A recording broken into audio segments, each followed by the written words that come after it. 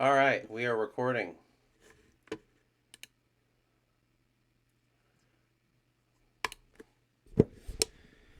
Woo! Fucking, it's done. It's been had, it's been completed, and here we fucking are.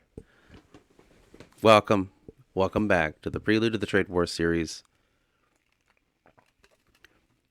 where we will be discussing Tantorum.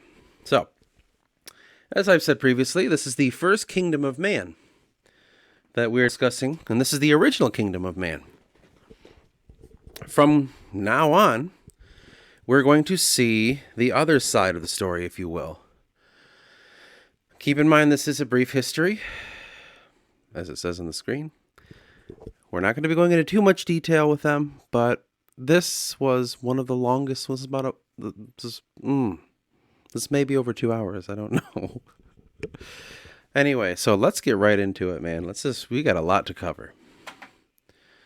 Woo-wee! All right, the origins of mankind. So, in the beginning, there were peoples of the forest, the ancient place that held abundance of life. It has become known as Trinity Forest, and it, alongside the 𝚆𝚆𝚛𝚎 Mountains, cleaves the land of 𝚆𝚆𝚛𝚎 in two. Plain and simple. We've talked a little bit about the Trinity Forest throughout the videos and its location. But just know this forest is the original birthplace of all life, all known life. But all life was born here, as well as mankind.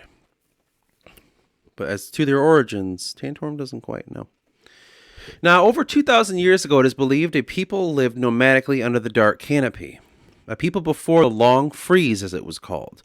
During the age it has been known as 𝚆𝚆𝚛𝚎, they roamed. 𝚆𝚆𝚛 is just an age of time. You know, you just think of like the Bronze Age, the Iron Age, the Stone Age, it's that. 𝚆𝚆𝚛 age is their version of the Stone Age.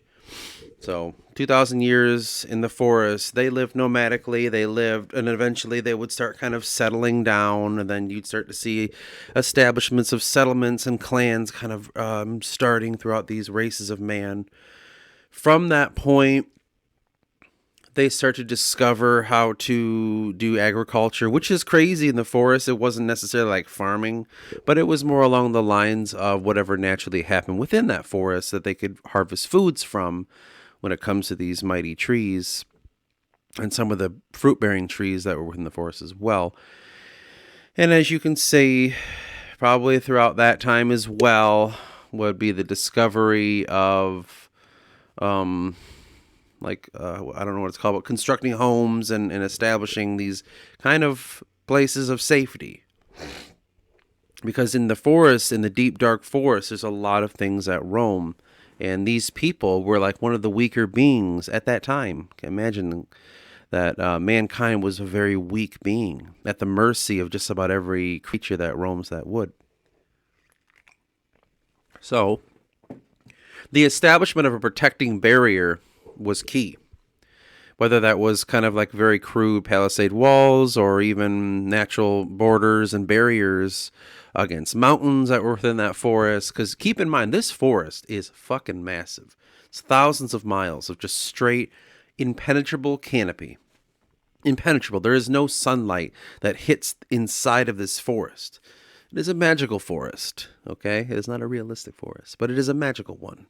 So, just bear that in mind. Their roots were very, very, they were at the whim of every creature that you could ever imagine. And you could also see why it was so keen that Tantorum became what they became. And yes, there is no telling how long they were there, but long enough to forge their own destiny. So that's that. And we're going to get into that a little bit more. The discovery of 𝚆𝚆𝚛𝚎. Now, these sophisticated people would eventually hone the tilling of land and shaping of stone, as I said previously, for many long years. And they would pass down through the ages until the discovery of 𝚆𝚆𝚛𝚎 in what is called the Craobh Bray, or the Darkened Lord. So that is a mountain, a solitary mountain that sits inside the Trinity Forest, is where they discovered this ore, this very, I don't know how to describe it because I'm not a metallurgist, but It was a raw material. And from that point, they were able to use that material for themselves. And obviously they would use it, as it says there, for tills and workman's tools and other little things that would be necessary for people. You know what I mean? Like their whatever the beasts of burden that they would have, like their hooves and the use of whatever, horseshoes and shit like that. I don't know if they have horses in this world. But eventually, though, they would discover the combining of 𝚆𝚘 and 𝚘𝚊. 𝚆𝚘 and 𝚘𝚊 form 𝚘𝚘. 𝚘𝚘 is like this world's equivalent of bronze. So it's not as strong as an iron and a steel, but it's definitely a huge fucking deal to have this. And so once they had that, and the metallurgists were becoming more and more skilled in the crafting of this, they were becoming more and more like a sophisticated people when it comes to their needs. This allocation of this metal would be not just in the materials that they used, but also the materials to defend themselves. And that was a huge, huge key thing. And like just crude weapons and bows and, you know, the arrow tips and all that. Like it's its beginning stages of the 𝚘𝚘 era. And this is when they would call it, well, that, not really yet, but this was a huge fucking deal when it comes to the understanding of what 𝚘𝚘 is. And at that time of the creation of this metal, I don't know if they would have called it 𝚘𝚘 necessarily until they knew, you know, what events will happen later, but very, very important achievement in their history. Now, obviously, yes, it would change them forever, and eventually the weapons would happen. So let's get into that a little more. Because it says, eventually, even the weapons in hand used to keep the dreaded 𝚃𝚘𝚊𝚛𝚜 at bay after Tan's liberation. And this, the identity of the father. So Tantoric history, as you know by the name, Tan and Tantorum, it's very patriarchal. And there's an establishment of the Father. Now, the Father not being in our world, and you hear someone say the Father, you hear the Lord. It's essentially the same. It's like a Christ figure, Tan is. Tan was chosen by Dove. But before we get exactly into that, it's a whole thing. And this is going to be really interesting to show you this. But it isn't sure when the story of Tan takes shape in the unencountered times, which is the times in the forest, where time didn't truly exist. Though we eventually begin to see a scattering of people of the wood unifying under his divine will. The enemies of mankind were identified in the profane Forsaken and the deceptive 𝚃𝚘𝚅 by the great and wise Tan. Now that was hard fought, and the taking shape of the demigod of man would be thrust into the great unknown and forced many tumultuous trials. He kind of had to go through so many trials to be who he really is. And those trials we'll yet to see.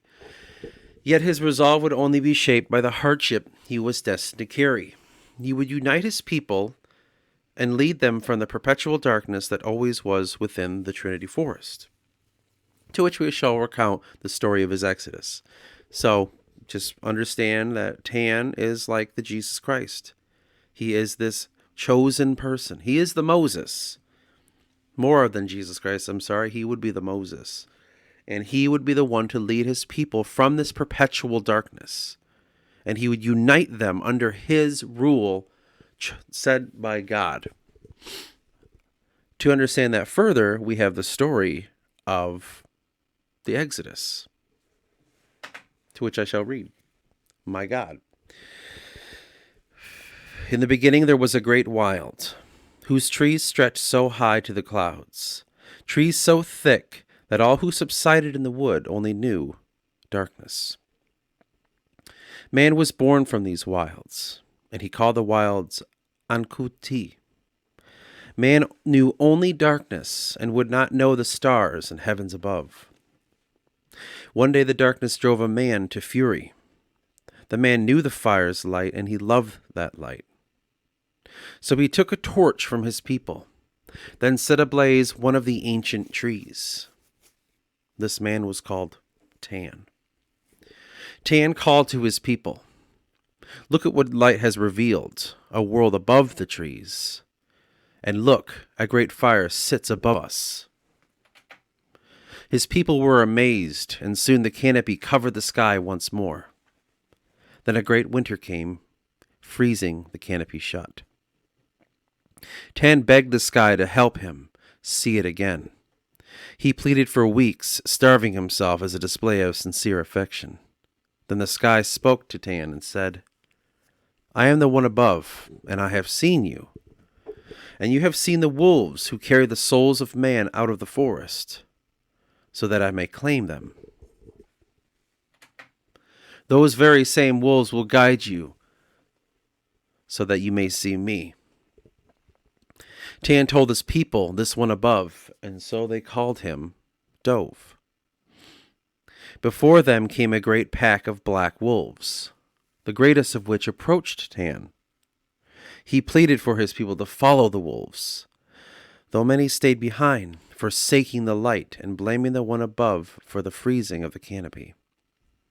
The wolves led Tan and his followers north, then east. There they saw a great mass of ice, across which lay a great light. So they followed the wolves across. I want you to try to imagine all this stuff too, just in your mind. Just use your imagination, just kind of see these things. But then the Forsaken had followed them, now calling themselves 𝚿𝚛𝚎𝚕𝚞𝚍. They brought with them weapons of war and great seeds, for they called the wilds blessed. Then Dove spoke again to Tan, commanding him to follow the great wolves south, so Tan obeyed, while the rest of the great pack stayed, allowing Tan's people time to flee.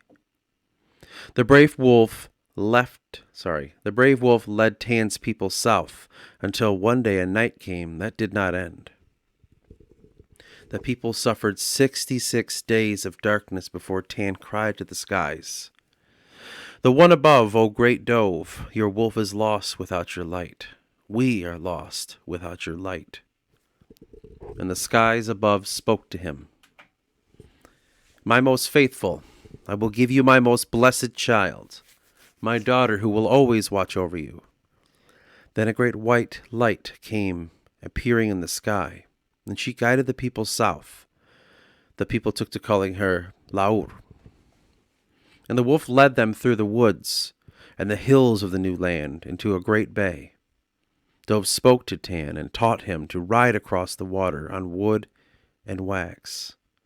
So the people rode the water until a current took them to a shore.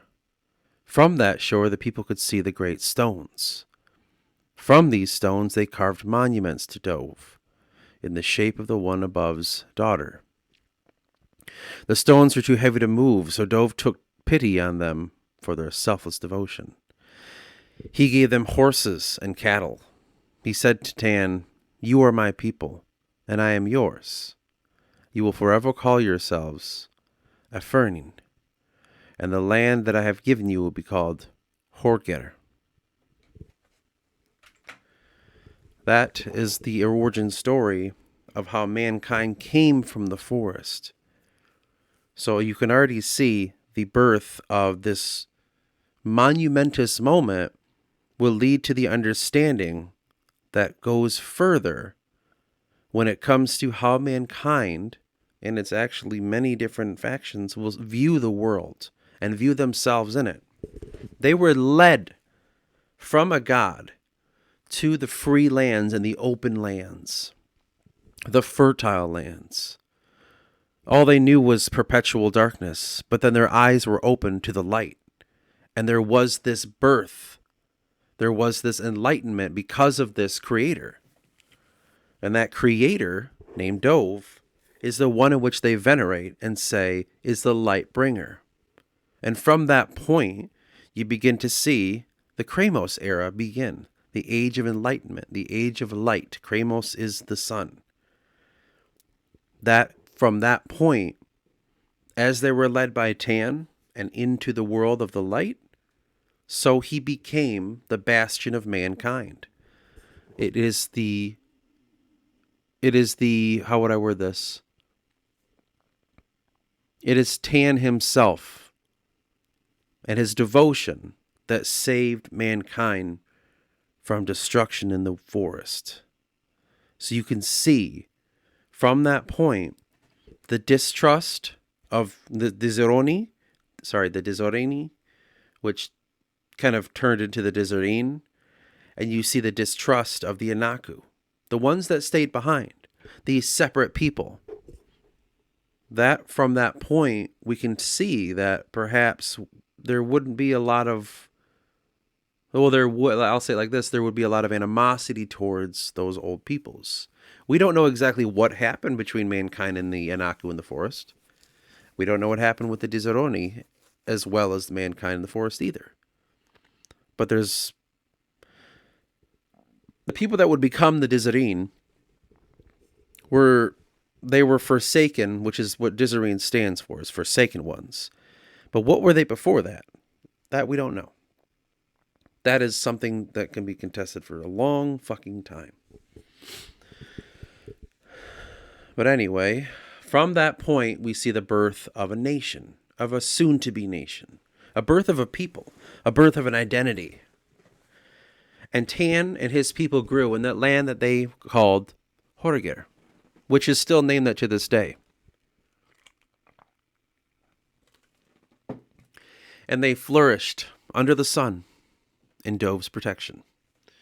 And in those years they grew and took them the knowledge that was obtained in the Trinity Forest. Everything that they learned when it comes to metallurgy and all that stuff. But also, now the sunlight's here. Now agriculture. This whole new thing. In time, they would learn about this stuff. And they would found settlement after settlement in the open world. Before I get into this part, I really want to show that little picture down there of the mountains there, the Jacovian Mountains, which is not too far away from the first place of mankind. I believe that there's a face right there of a woman. You can kind of see it, what I'm circling there. Here's the eye, there's the mouth, and here's like the nose. I think that might be the one above's daughter that they carved to the mountains. I don't know. Can't prove it. Just saw that and thought, wow, that's 𝚆𝚆. The first steps into nationhood. Now, as to the exodus of Tan, he would take his people into what would become the 𝚆𝚛𝚊𝚛𝚎 Valley, or the Valley of the Green Rose. And it was a place so beauteous and full of life. The green rose has in time become the national flower because of this, as the story goes. So from the 𝚆𝚆𝚛𝚎, they move into the 𝚆𝚛𝚊𝚛𝚎 Valley, okay? And Tan himself was a leader, obviously, and he led the people and shaped them to what the realm should be under protection. Under the idea, like it's an identity they need to create from this point. Who are we? What are we? And within the first 100 years, the realm would outgrow the 𝚆𝚆𝚛𝚎 Valley, and peoples would begin to spread southward and eastward. They would establish their own settlements under his guidance, and they would flourish for many long years.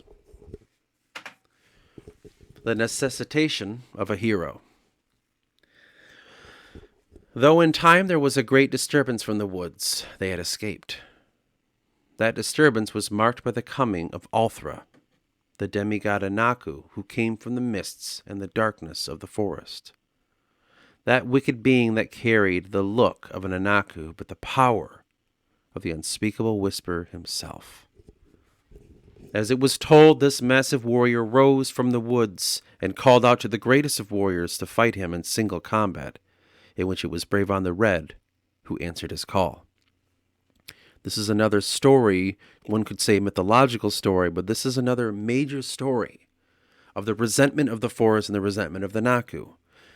The people of Tan were freed from the wood, finally. But then this fucking Anaku demigod comes out and challenges them.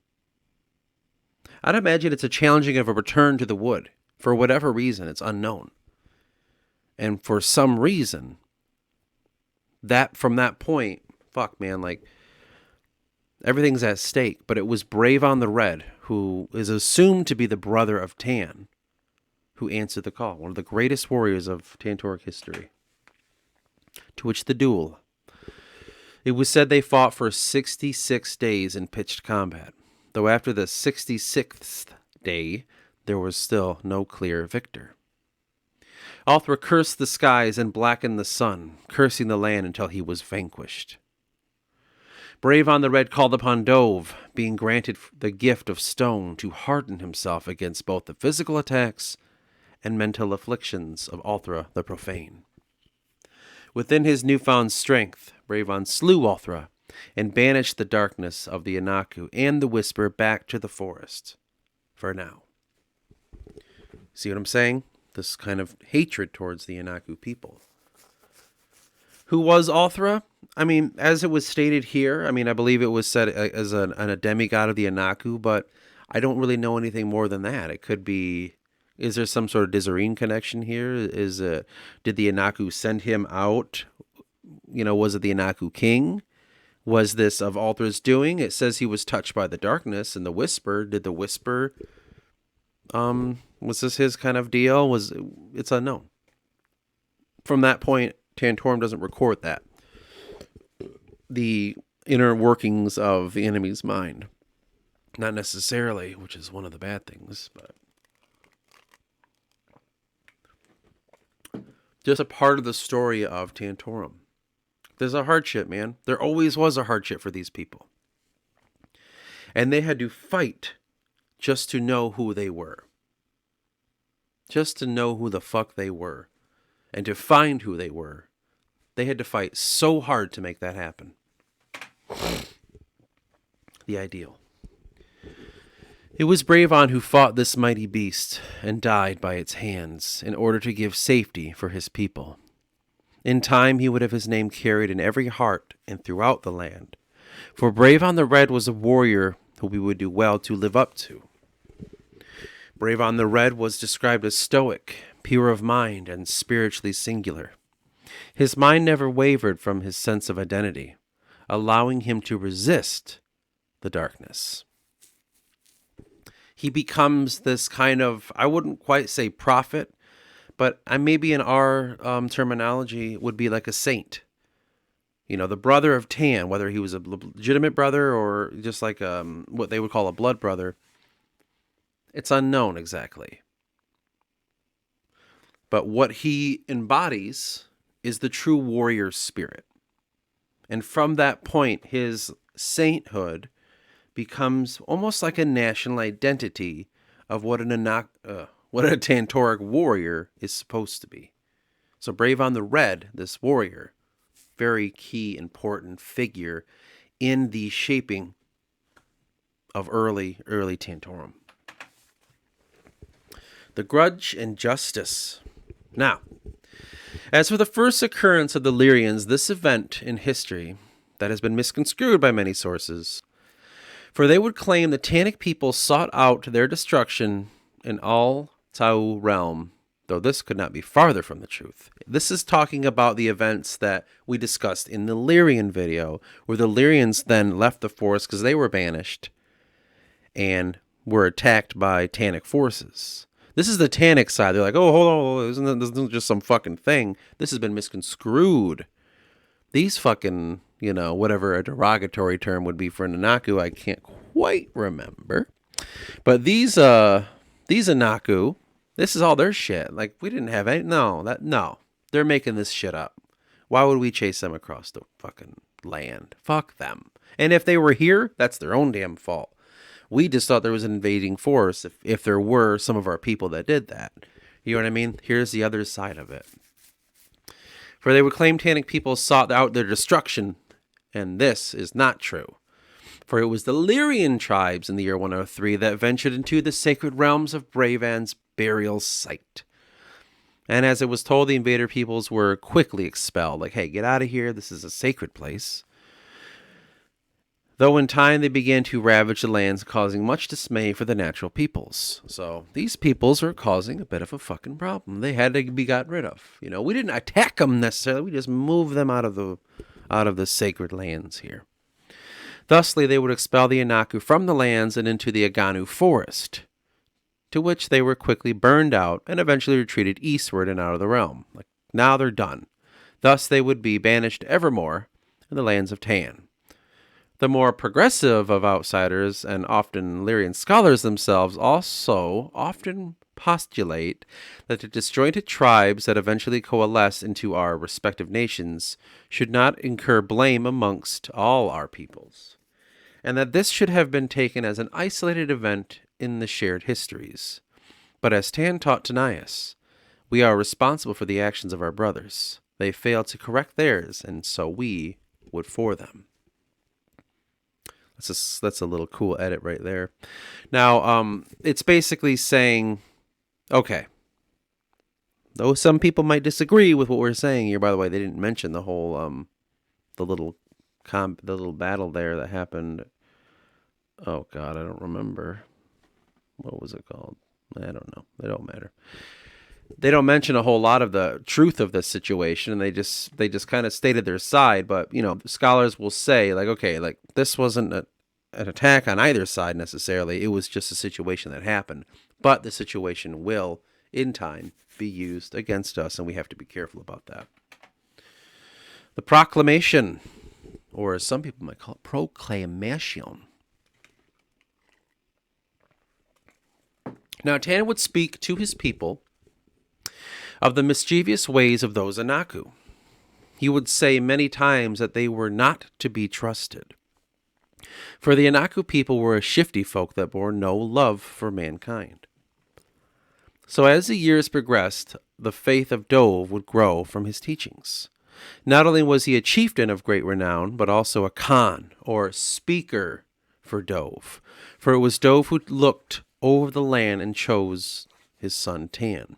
Basically saying this Messianic figure, this teacher, this speaker of Dove, this Dove Khan, Dove speaker, would be kind of looked at in a way to which I wish we could just say simply like a religious way. This spiritual head, this mentor, this druid, this priest, telling the people of what is and what isn't. So when it comes to like the Anaku, like, okay, those are distrustful people, and they will shape history the way they want it to be shaped. And we have to understand, maybe not directly, let's destroy them, unless deemed it was a threat, but let's look at it in the way of, we have to be very, very careful with these people. And from this point, and obviously you can see going forward a misconstruing. Do you know what I mean? Like, well, he fucking said that we shouldn't trust them. So maybe because of that distrust, we should destroy them so they're not a threat. That kind of stuff will happen. But this right here is important because it's showing the birth of the hatred of Anaku. It was already there, but this is official. Dove said so. Now it's a fucking thing. Now like he said it. That's what he said. He said right there. There's no love for mankind from these people, and these people are not to be trusted. Kind of a mistake on Tan's part, but that's neither here nor there. Now, the founding of our fraternity. Now, as the people of Tan in the years following the Anaku excursion, they would flourish and spread outward. Quickly, they were taught by 𝚿𝚛𝚎, the great craftsman, the art of felling trees and creating homes for their dwelling. For it was said Anaku of the woods could come at any time and create havoc to the people of the land, something that they're familiar with, something that there's like an ancestral knowledge here. Though the people that are out of the forest at this point in history aren't the same ones that lived in the forest, 𝚿𝚛𝚎, this great person, whether he was a long-living person, kind of like Tanais and the line of Tan, it's unknown. Like, is he related? But he had a long enough life to show them outside of the forest, here's how we fell these trees, here's how we protect ourselves. This is an art that we've been learning for a long fucking time. And it was the Anaku of the woods could come at any time, create havoc, right? So we don't know. We don't know if they'll come because there's the land or the realm that will become Tantorum. There was no telling. There is so much woods there. So much. It was just a forested land. And they had to cut down so many trees to open the world up for themselves to live. There was no telling how many Anaku hide in all these little forests. Turns out a lot of them. The Anaku are not only in Trinity. Trinity's the holy place. Trinity's the Mecca. It is the Israel. There's a fucking lot in there. But all the other forests are a bunch of Trinities too. If you're a Muslim and you're in a small little tiny little hamlet in the middle of nowhere, you believe in the same thing that the ones in Mecca do, and Mecca is important to you. That's what the Trinity Forest is. It's the holy place. It's the place of all the Anaku.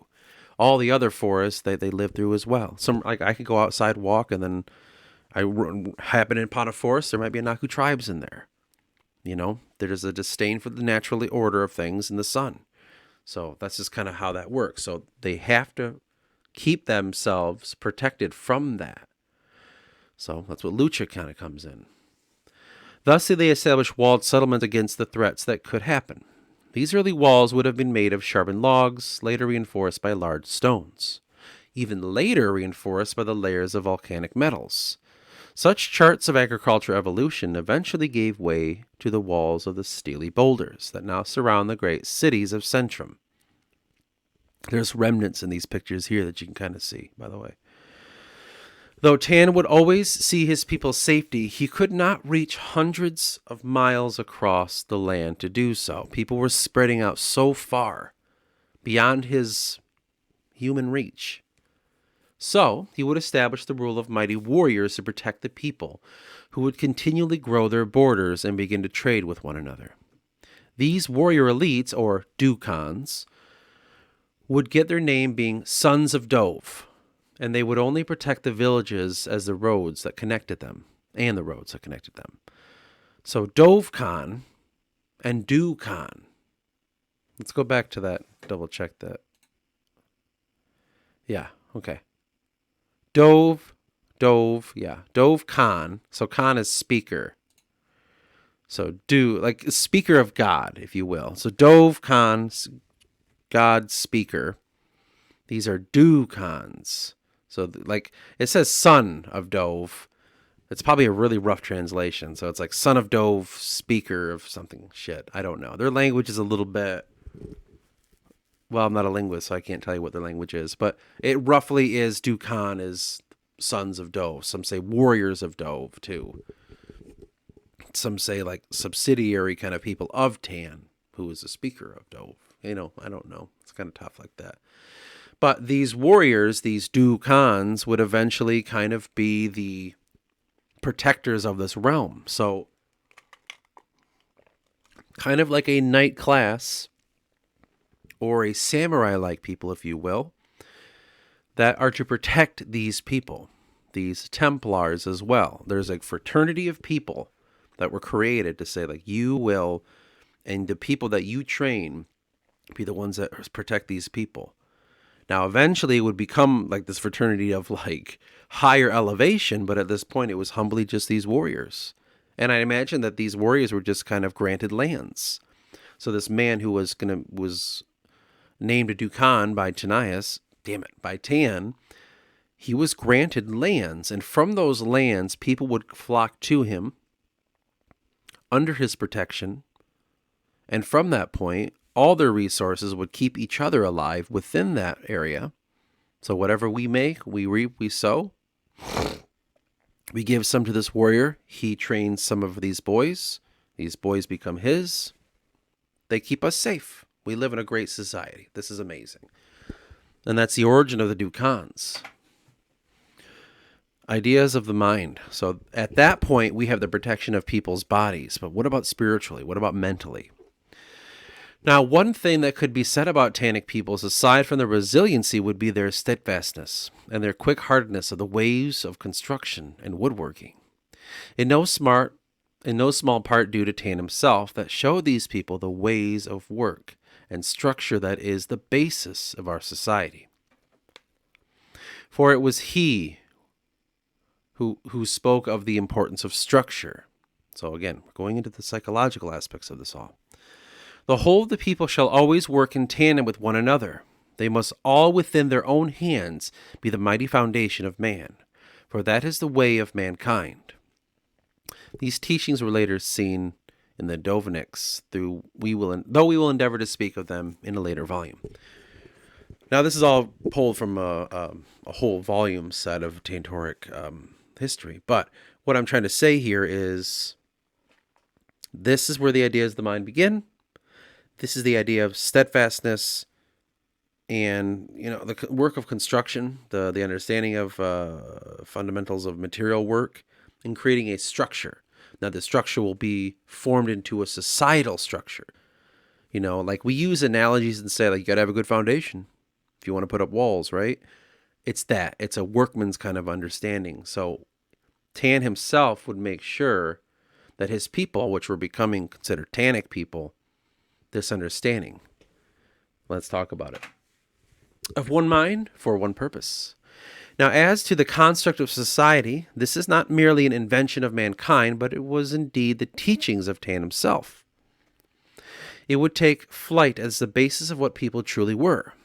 As it was described, the foundation of the people are what baser instincts that were quelled in order for the same people to live in harmony within the chaotic world. This would be the establishment of walled settlements, for instance, for it was to keep out invaders. And as it was previously mentioned, 𝚃𝚛𝚎𝚕𝚞𝚍 of settlements and roads kept the constant supply of goods flowing from city to city. Thusly, the lowly people would not have to worry about the 𝚃𝚌 threats. They were free to take up the growth of food. This was when we would see in a relatively short time an agricultural boom, for in some ways, most likely thanks to Tan himself, they would use crude forms of irrigation. This was monumentous, and it has allowed the growing of crop. And where crops are grown, land needed to be deforested. Where land needed to be deforested, the 𝚃𝚌 would surely come. This solved one issue, but then made another one. For the less forest, the less 𝚃𝚌, but an uproar of the same people. The same thing kind of talked about the basis of society is what we are physically is what we are mentally. If physically my people are safe in their beautiful little settlements protected by these great warriors, then mentally they're safe. If mentally they're safe, then they're able to create the food that keeps and sustains them. If they keep the food that sustains them, more things can open up, and we eventually see people free to make consciousness shifts. This man was ahead of his time. The advantages of all technology. In or around the year 186, the first purges began. As native 𝚃𝚌 would be stirred up, they inevitably would seek an attack the sprouting villages. So, these little villages, all of a sudden these 𝚃𝚌 start coming out and say, fuck these people. We got to fight back. It was the 𝚃𝚛𝚎𝚕𝚞𝚍 that trained and mustered warriors to easily dispatch these invaders, and thus the realm would grow further. Time after time, this would occur, and soon the native population would be eradicated for the progress of growth. Now, as agriculture grew, so did the understanding of metallurgy, as well as men. We were known to have been creating sharpened spears, as well as swords for defense. But what was all the most impressive was the creation of chainmail shirts. These would be worn under the breastplates of armor and provide great protection to their vital organs, not to mention greaves and helms as well. So we start to see, like the picture shows, like these motherfuckers are starting to figure it out. Like, all right, okay. We know how to do this and protect ourselves. This is getting easier. These fucking 𝚃𝚌 are kind of not as a threat as we thought they could have been. Interesting. And so these warriors would go out and clear land. And then behind them, the people would clear land and settlements would form. From contemporary to modern perspective, here's the shift. We should discuss the warrior clans that rose in the class of protectors established by Tan those many years ago. In the early years of the growth of Tan's realm, warrior kings, or 𝚃𝚛𝚎𝚕𝚞𝚍, would rise from distinguished families that could be traced back to the time in the forest. So these warriors, these 𝚃𝚛𝚎𝚕𝚞𝚍, weren't just picked out of nowhere. They had an important name.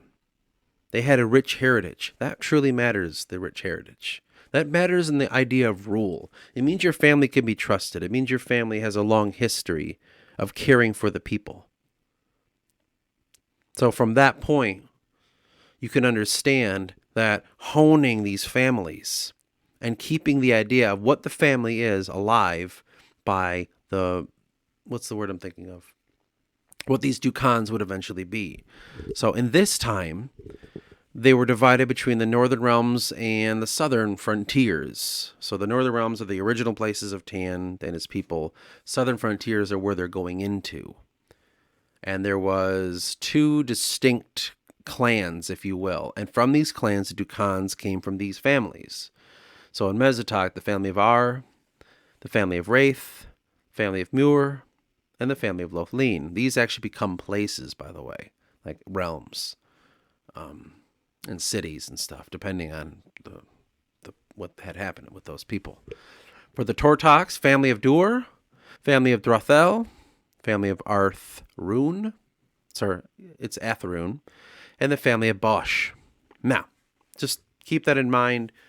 I just wanted to have that picture painted that these people, you know, it's a family thing. It's a lineage thing. And 𝚿𝚛𝚎s mattered in the early days, so integral to society.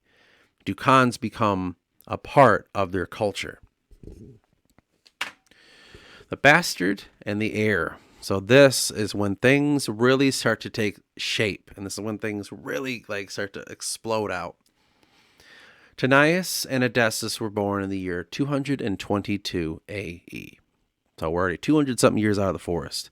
That picture there is a very symbolic picture. So you see the great eye. And then within the eye, remember I said, I made a video some time ago about the chains of time, how we are within the eye of God. That's the eye of God. At the center of the eye is the division. And this division is the stark difference from one another. The two brothers divided. I told you that was a theme throughout the book. Now, one's Tanais, one is 𝚿𝚛𝚎. Tanais in the darkness, because he chose the darkness. And 𝚿𝚛𝚎. Sorry, oh my God, I didn't mean to say that. 𝚿𝚛𝚎 in the darkness, because he chose the darkness. Tanais in the light, because he follows his father's will. His father being the man of Kramos, the man who activated the Kramos era. Tanais stayed the true heir to his father, Tan. 𝚿𝚛𝚎 was the one who chose darkness. Now, these are the children of Tan. So that drawing there is a symbolic drawing of this event.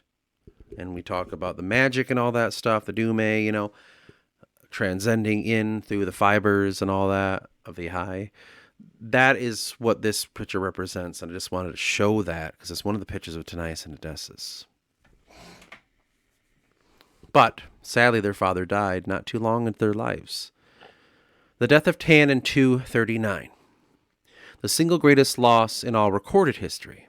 Though he may have been seen as a god, his life was cut short by poor health, spurned on by feelings of abandonment and lowliness in the cosmos.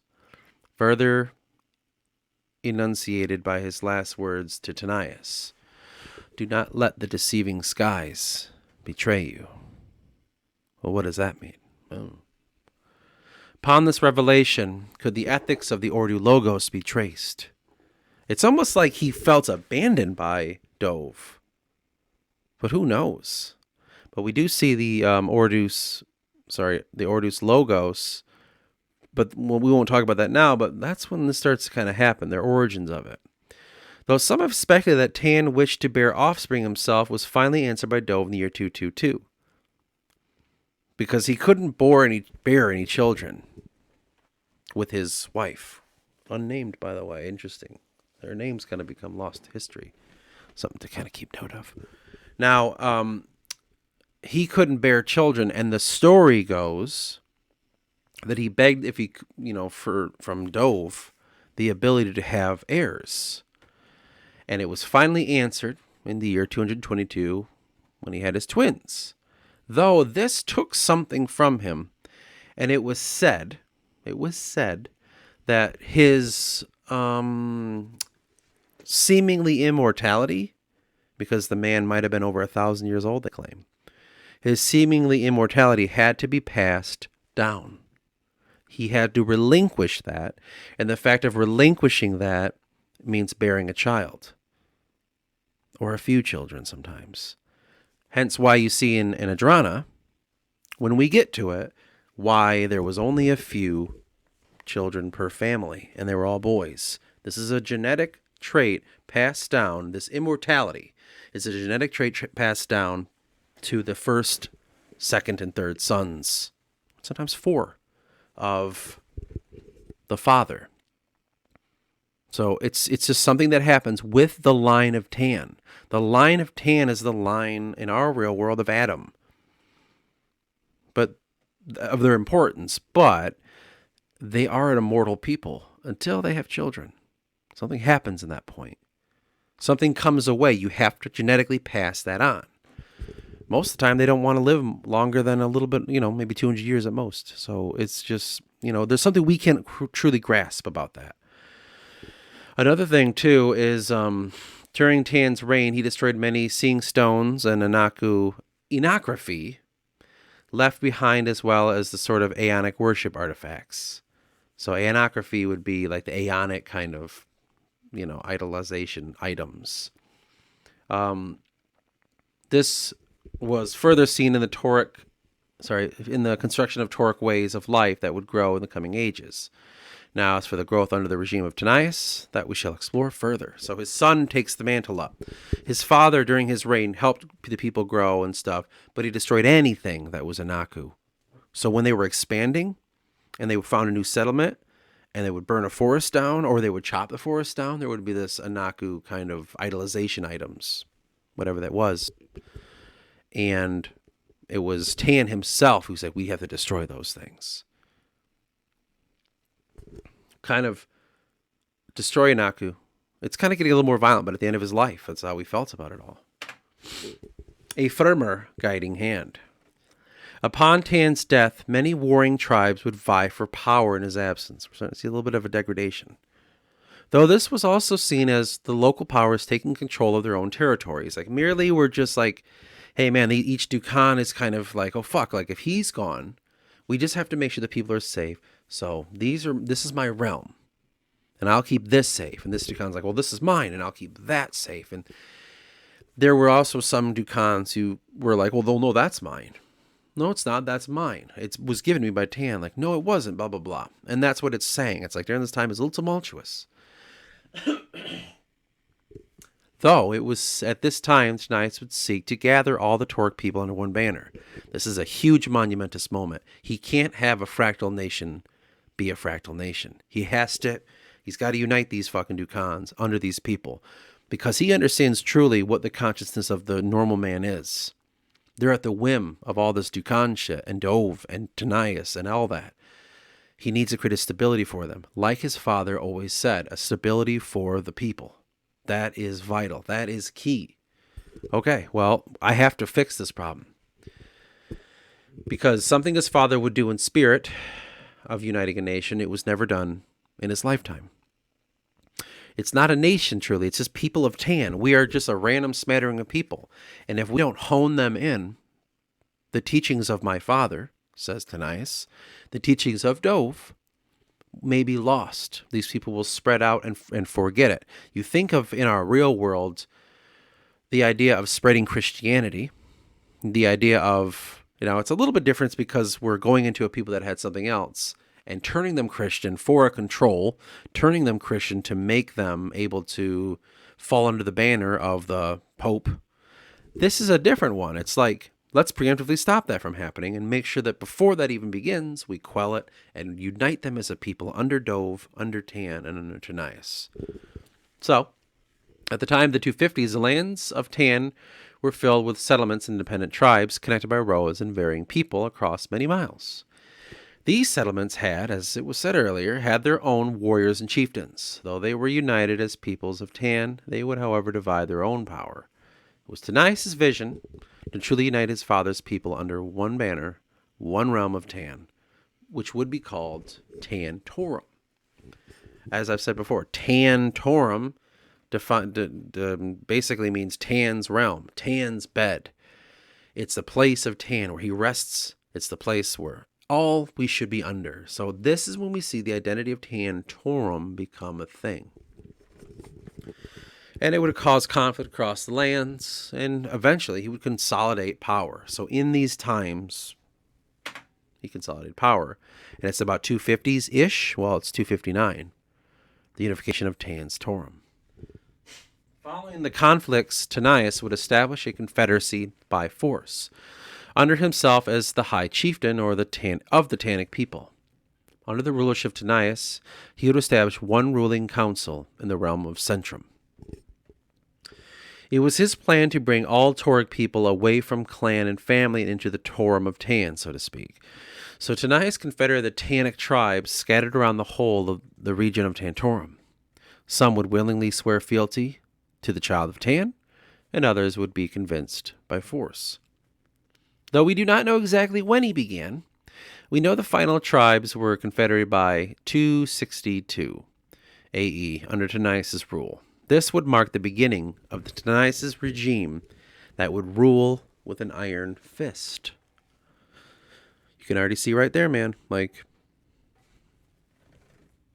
we just mentioned to the next video. You can already see right now, Tantorum is becoming Tantorum.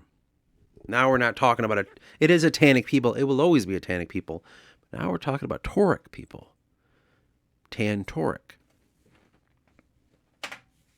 The people of the realm. The order of things. Here we go, man. We're starting to really ease into some of the bigger picture things. After his ascension, Tanais would establish unified clans under the Dukan rulership, and these Dukans would have ruled over their respective lands. Same thing. Same fucking thing. This acts in the same vein that the warrior chieftains of old, yet these chieftains are head of the realm that would act under Tanais as a sort of petty monarch. He's like, okay, like you guys all have those realms and shit. I might have to adjust some of your realms. You'll still have them, but you're under me now. You're not independent. You're not under Tan. You're under Tanais. There were three major realms at that time that were divided and seen in the picture that we will show. And I think a couple slides, I believe I have it in.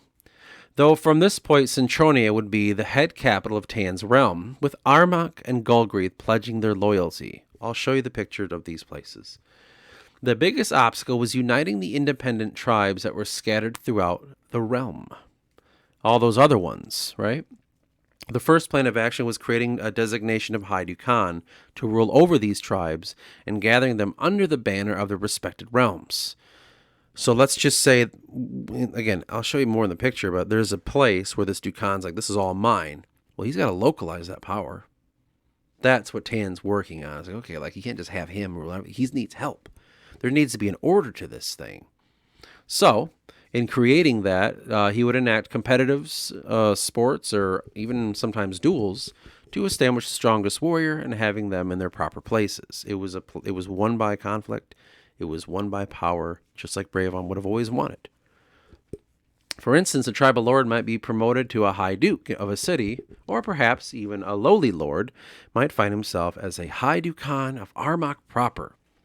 In the eyes of Tanais, power earned demands respect. I don't even know how to say that. Hierarchical classification. The three major realms were Gulgreath, Armagh, and the new region of Centronia, which would become the seat of power for Tanais. As for the structure, this is how it follows. Like I said, that the Grand Master Dukan would be the highest one, man, and there was only three realms: Gulgreath, Armagh, and Centronia. So the Grand Dukan of Armagh, the whole realm of Armagh was his, but under him would be, holy shit. Yeah, no. The regional would be like Armagh. The realm was within Armagh would be each individual realm, like counties, if you will. And then the county holder, and then the leader of the city, and then blah, blah, blah. Like, it's just a structure system. It's not quite fleshed out when it comes to my understanding of how it's divided, but these are the kind of giant realms. So Gulgreath, Armagh, and then the growing Centronia. They wouldn't really have these realms down here yet. So these are cities of the modern era. Not quite there yet. But as you can see, yeah, the Grand Master would have this. And from that point, You have divisions within that, and then that would be like the realms, and then even smaller divisions of counties, and even smaller ones. Like that's how it works. This is just showing the overall region. Anyway, those are the first three. During this time, the 260s, 270s. Tanais' rise from 262 to 401. These 𝚘𝚎 khans were formed under a union of sovereign states united for purpose of common blood. The Treaty of Unification established the henceforth rule of each lord in his proper place under the guidance and rule of Tanais. Within this era of prosperity and stability did the small nation of Tantorum grow, and its people would be united. I don't know why I said like that. United as one Tauric people. Tauric people, remember? Under the watchful eye of their father Tan. For that point did Tanais set his eyes southward on the massive untamed lands. The country before them was overspread with forests, holding countless tribes of hidden Anaku. Tanais would call on his people to venture south and take the lands for Tan. And then they would spread and do it. And then that land, just show you go back, was this. He's like, we got to go down here. This is what we fucking need right now, dude. Like this would be Centronia. I don't remember what that realm was called, I'll be honest. But yeah, that's what he means. We need to spread south of Armagh and Centronia. We got to take this land. This is all for us. To the sea, That's essentially what you're basically going to do. And that was his idea. Again, look at that. The building blocks, the steps of creation, the steps of the nation, and then going all the way up. They're moving, man, to the pillars of truth. Damn it. Those two ugly motherfuckers are the birth of Senethos and Rhodesis, the twins, the children of Tanais in 401 AE. Tanais lived quite a long time, has he not? He's already like 200 plus years old, motherfucker. But those are his very old drawing, crude one as well as that. Might have only taken a couple minutes because I drew it like not that long ago. But yeah, those are some of his kids. Can you tell which one's the girl? I bet you can't. Anyway, the dividing wall and the betrayal of 𝚿𝚛𝚎𝚎. Those kids were born. I just want to point that out. They're alive. They're alive during these times. Are you ready? This is when everything starts to shape. After Dove led Tan and his followers from the cursed forest in the beginning of creation, the Forsaken, as they were called, stayed behind to mend the wood from the angry god, were closed off from all and thought to be mortal enemies. Excerpt from Vivilos. That's basically just kind of a thing. I'm letting you know, hey man, like these Forsaken ones are still in there. They're still doing a thing. In the year 407 AE, Tanais created the Great Dividing Wall. You can see the picture in the background there. I'll show you another one in the next slide a little bit clearer. He created this dividing wall to show man's achievement and power over nature and their dominance of the wood. This is in the area of 𝚆𝚆𝚛𝚎, the original place that he made this. The mighty wall divided the realm of man from Trinity's forest, and it has stretched hundreds of miles in the sacred realm of 𝚆𝚆𝚛𝚎. It would mark a symbol of their prowess, as well as showing the people there was no need to fear what wanders in the woods. It was the might of Tanais and his people that could quell any Anaku presence. Not only is it physical, but it's symbolic. It's a fucking symbolic thing, dude. I'm going to trap that forest over there, and it's forever fucking over there. We don't have to fuck with it anymore. Though it was 𝚿𝚛𝚎𝚎. We didn't really speak about 𝚿𝚛𝚎𝚎 that much. The brother of Tanais, also a son of Tan, clearly his twin. It was 𝚿𝚛𝚎𝚎 who would see the folly in this. We're going to explore this more when we talk about Adrana. Do not worry. The brother of Tanais, and so far a relevant son of Tan.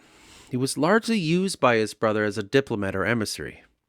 𝚿𝚛𝚎𝚎 held no greater aspirations for rule, and his laziness was seen as weak in the eyes of Tanais, though the love for his brother would keep the man in his good graces. 𝚿𝚛𝚎𝚎 never showed any wish to rule, but he was always loyal to Tanais. Though after many years of loyalty, 𝚿𝚛𝚎𝚎 would eventually betray his brother. not only his brother, but his father, grandfather, and most importantly, Dove, to which he entered the forest again. Against all warnings. He went back. He's like, I don't know. I don't know why. Something isn't right to me. Like we're it's an ideological change. Remember that picture there where it showed 𝚿𝚛𝚎𝚕𝚞𝚍 in the dark, in the middle of the eye. 𝚃𝚘𝚎 is in the light.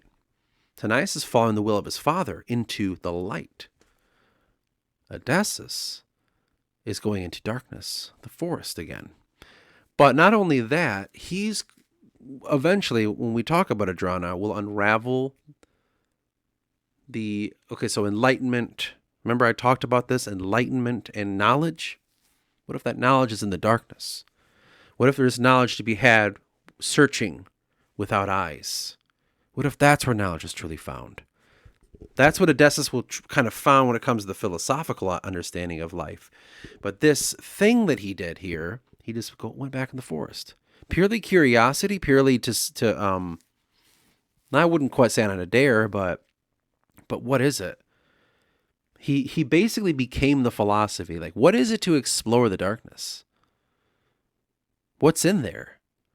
Well, no. The light is enlightenment. It shines all the things that you can see. Like, yeah, but what it's hiding in the dark, isn't that enlightenment? What's in there? And that's where we start to see the idea of 𝚿𝚛𝚎 and his people of Adrana form.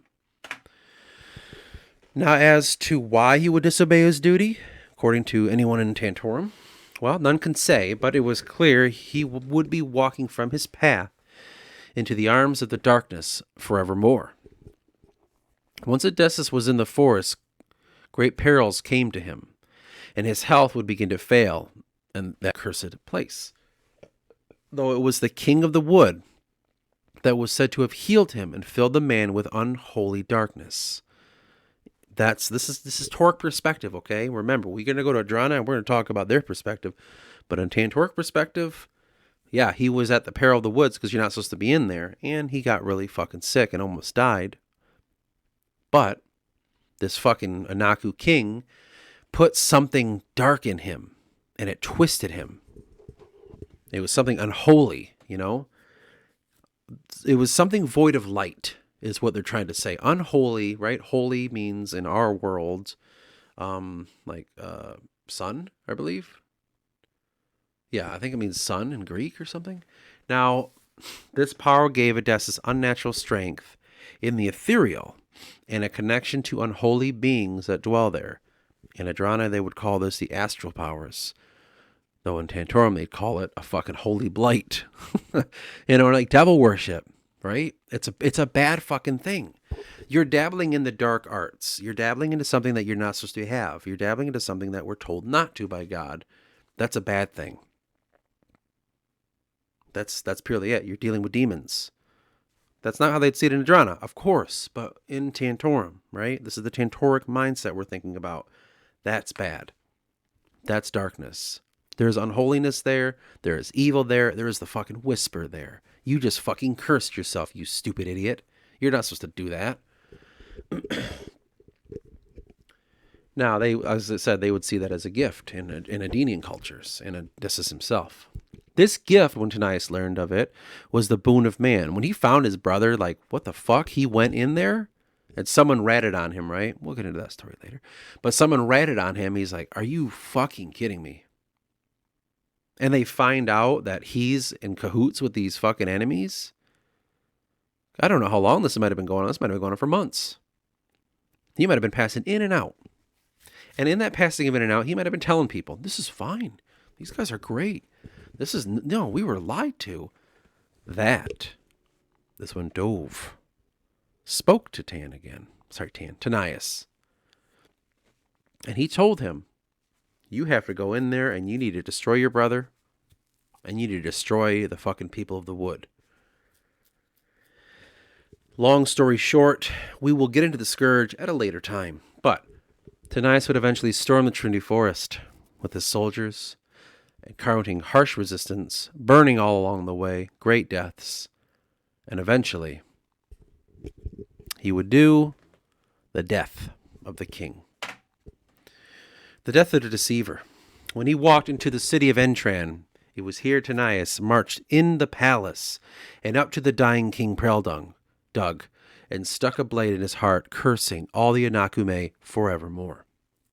𝚃𝚛𝚎 was said to have bore witness to this and later fled cowardly with hordes of 𝚃𝚘 and strange unknown men.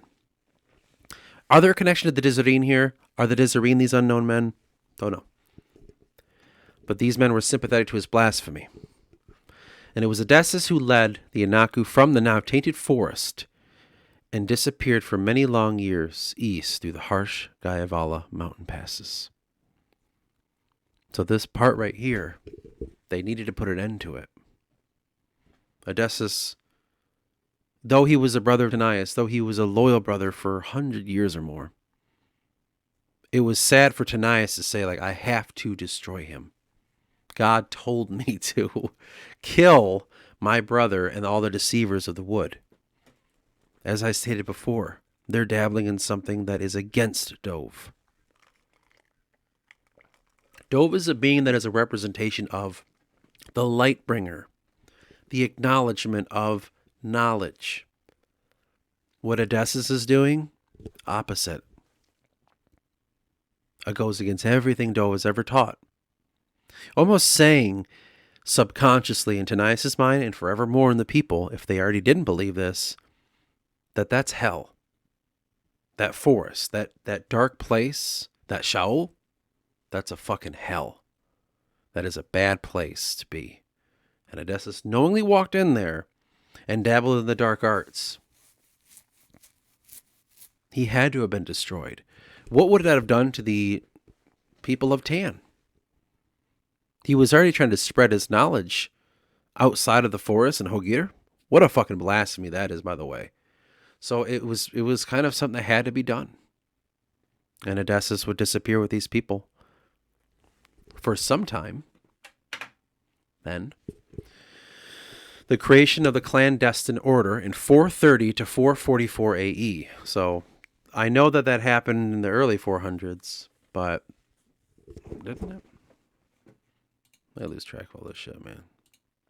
407 is when he created the dividing wall. And then, yeah, okay. So that's after the fact, the official creation of the clandestine. But let's talk about the origin of it.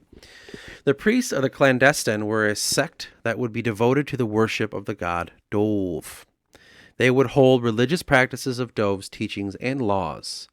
It was not quite known how the priests were able to carry magic, though they were those who believed once when the king of the wood was killed, these priests became touched with the ability. Okay, they're dabbling in something themselves, right? This is kind of not a good thing.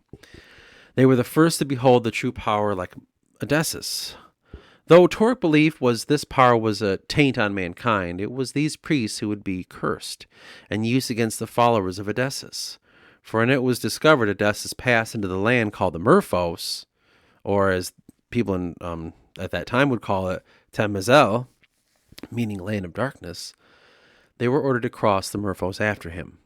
So sometime later, around 430, it was believed, whether it was a vision given to 𝚃𝚘 or it was someone came back and said, hey man, we've been scouting all around, man, we found all this and that.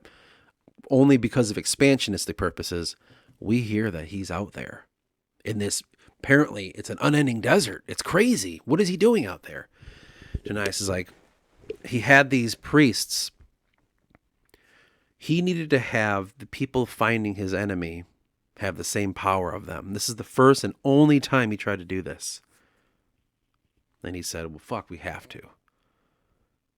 We have to have them have that power, man. Like, there's no other way. Apparently, like, they scouted this. Apparently, like, we can't survive out there. We die. It is a massive desert, and it's unending. It's impossible. So it was kind of created, this order was kind of created as, I wouldn't say on a whim, but in great need.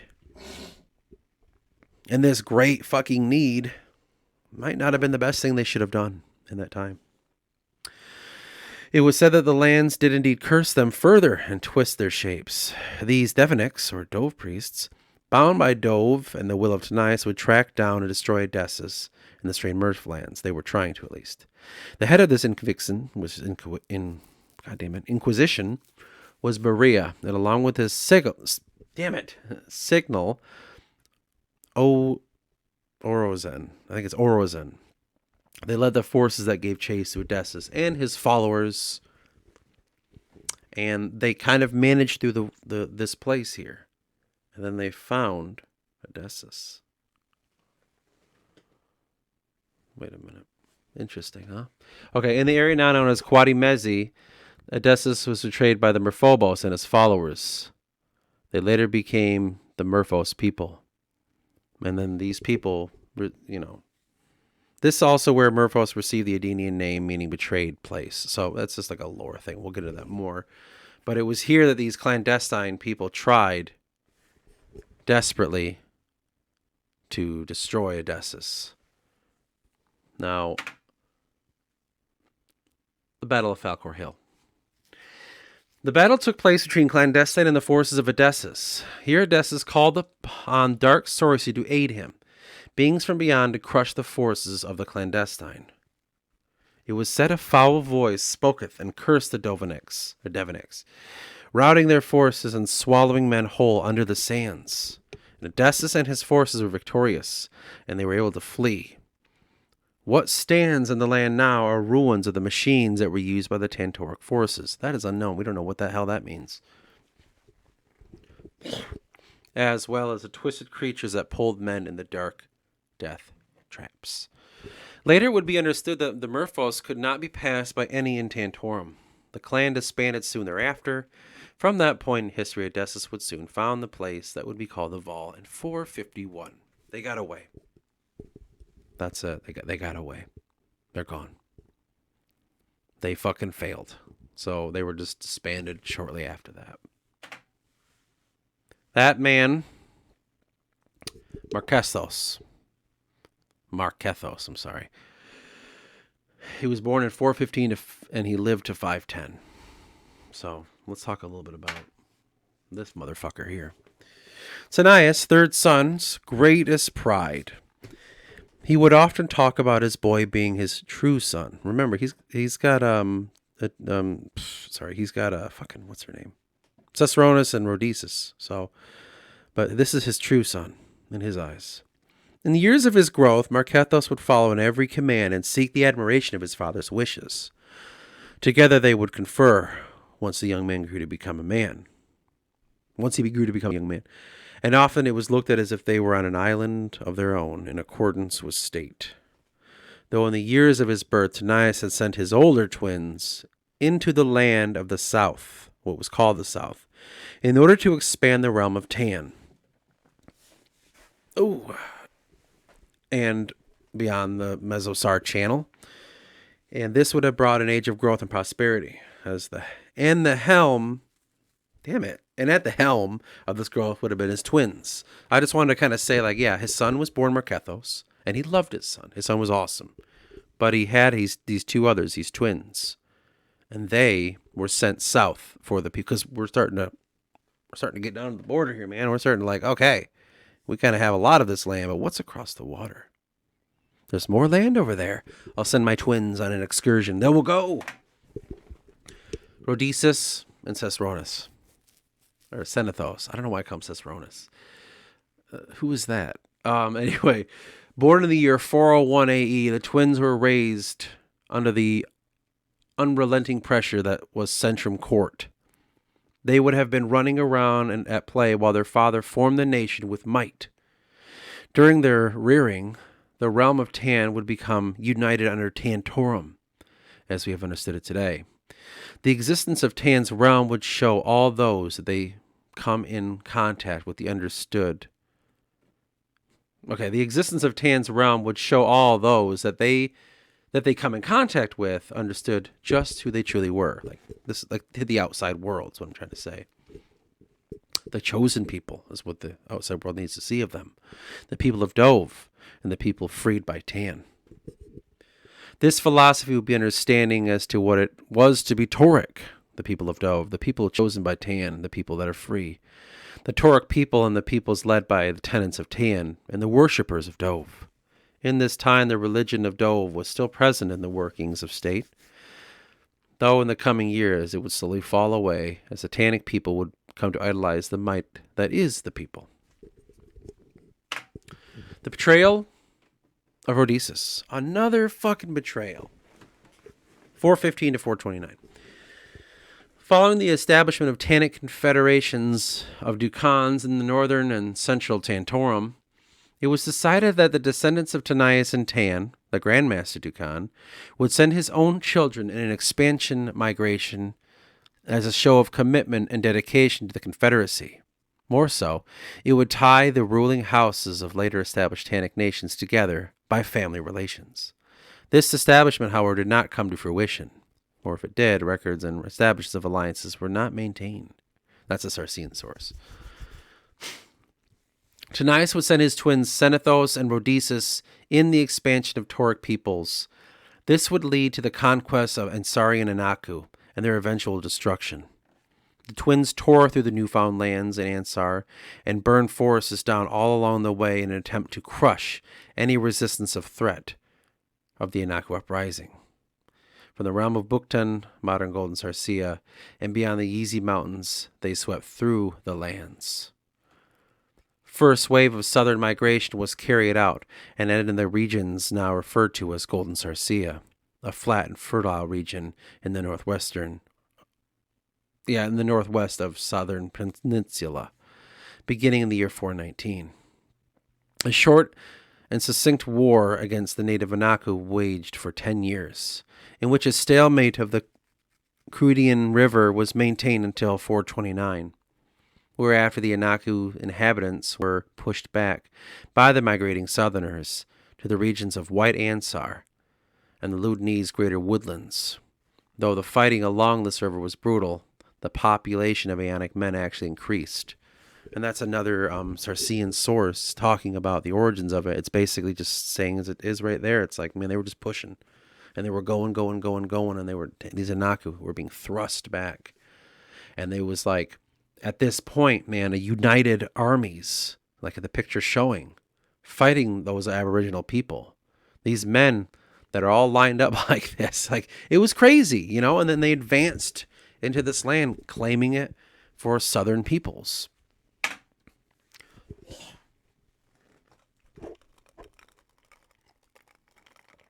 𝚆𝚆𝚎𝚎𝚑. The last major Anaku tribe to resist the expansion was 𝚆𝚎𝚎, to which this clan defended the forests of 𝚿𝚛𝚎. The 𝚿𝚛𝚎s are described as last high Anaku of the Ansari tribes. It was at this point 𝚆𝚙𝚎𝚎 and 𝚆𝚎𝚎𝚎 had the last of the Anaku in their grips, though this was where their grave mistake was made. So they fought all this fucking way, and they almost destroyed every Anaku in that realm. It was 𝚆𝚙𝚎𝚎 who entered the forest against the wishes of his sister, and she would have reminded him of Dove as well.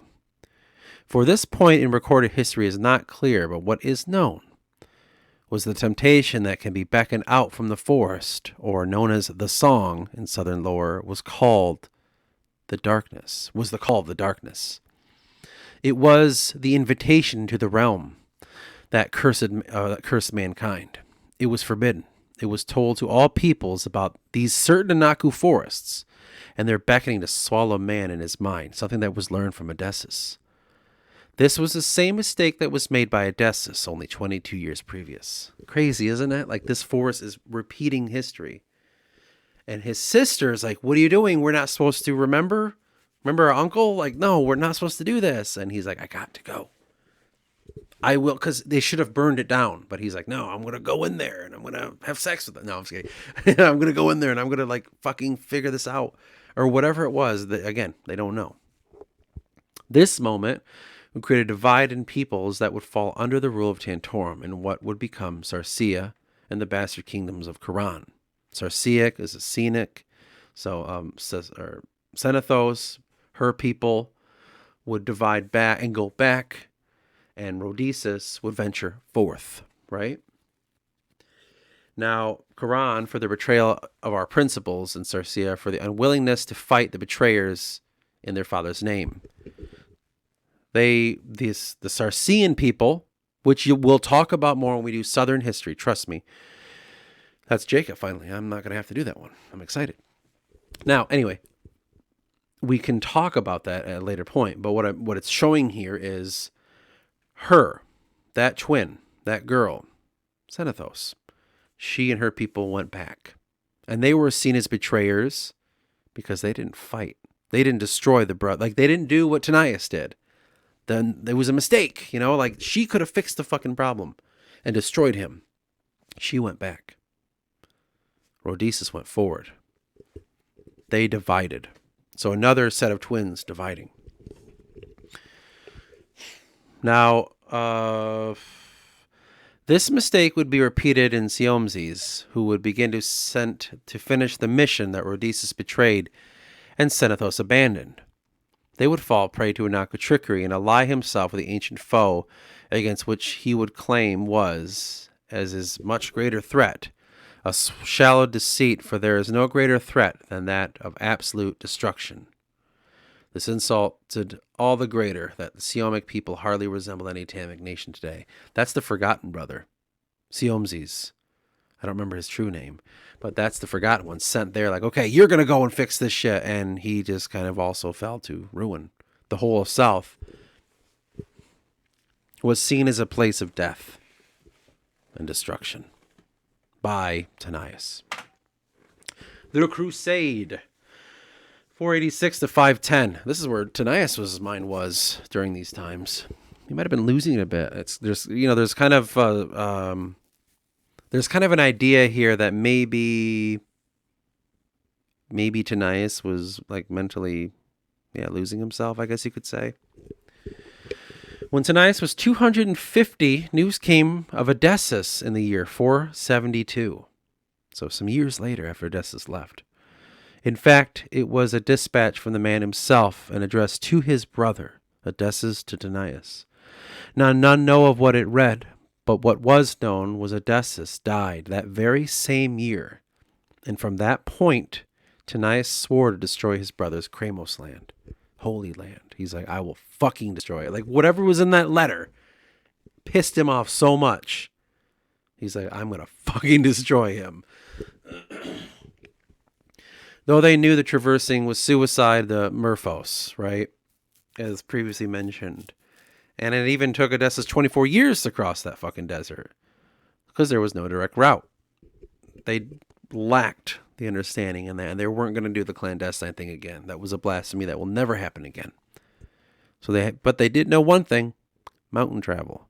Remember, the guy of all the mountains hug right along the side of the desert. Well, we can do that. That's not easy at all, and there will be thousands dead, but that's a little bit easier.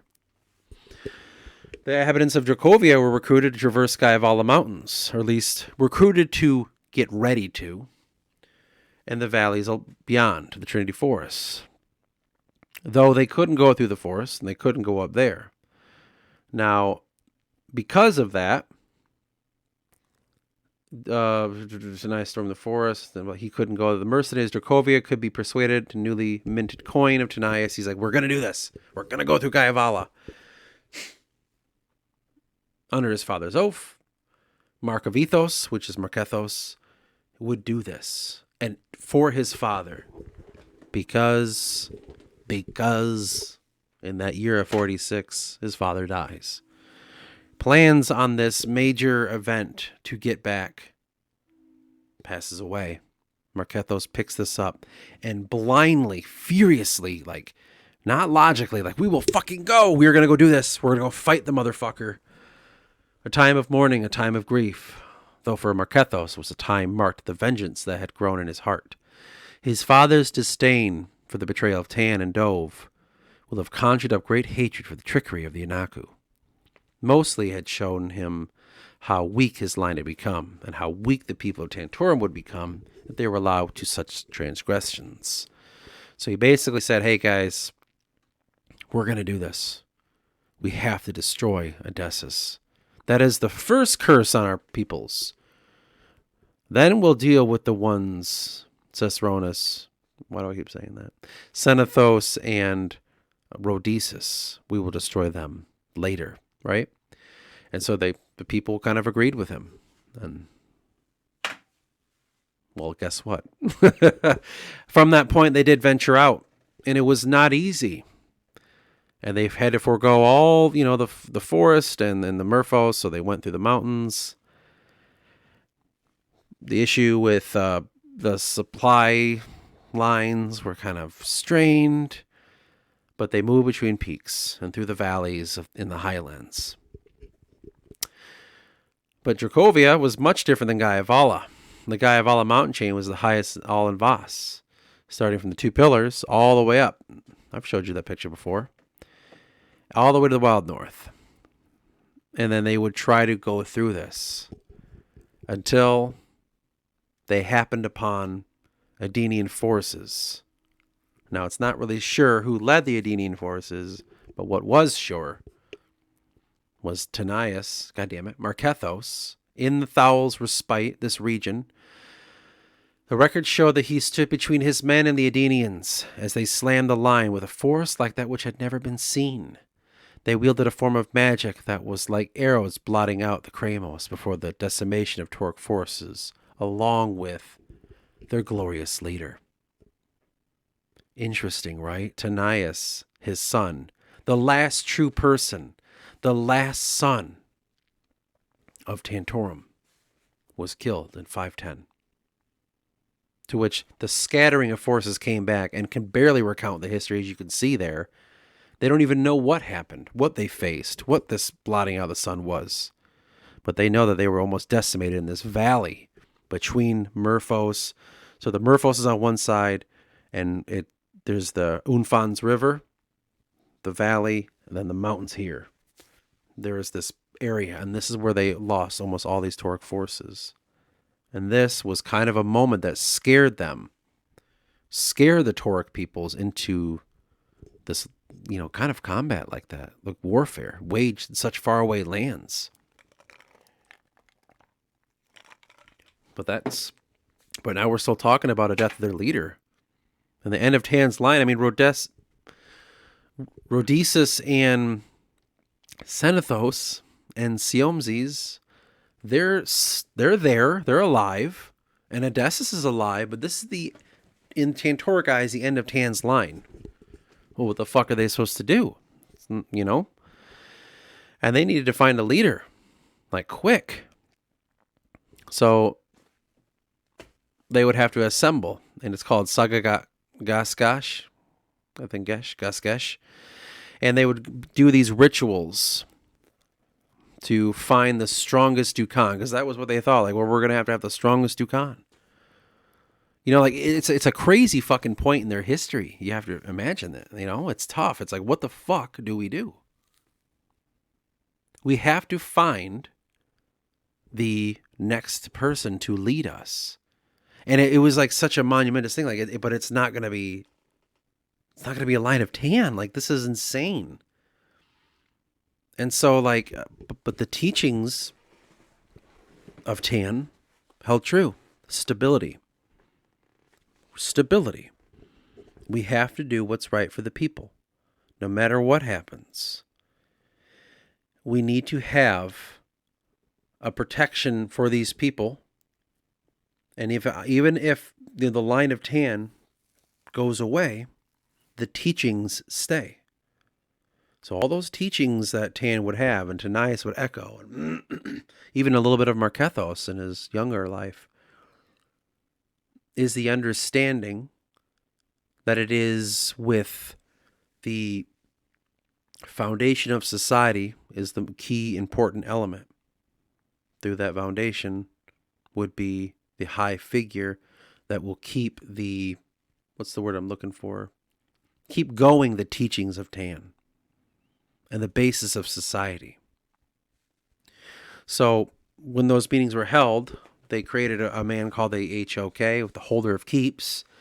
And that new position, which was kind of like an intermediary between all of the 𝚿𝚛s, like he wasn't the lord over all 𝚿𝚛s. He was kind of like, I don't know how to describe it, some sort of spiritual head quasi-spiritual head, but also a mediator of all these lords, to which he would take it to this assumed to be next high power.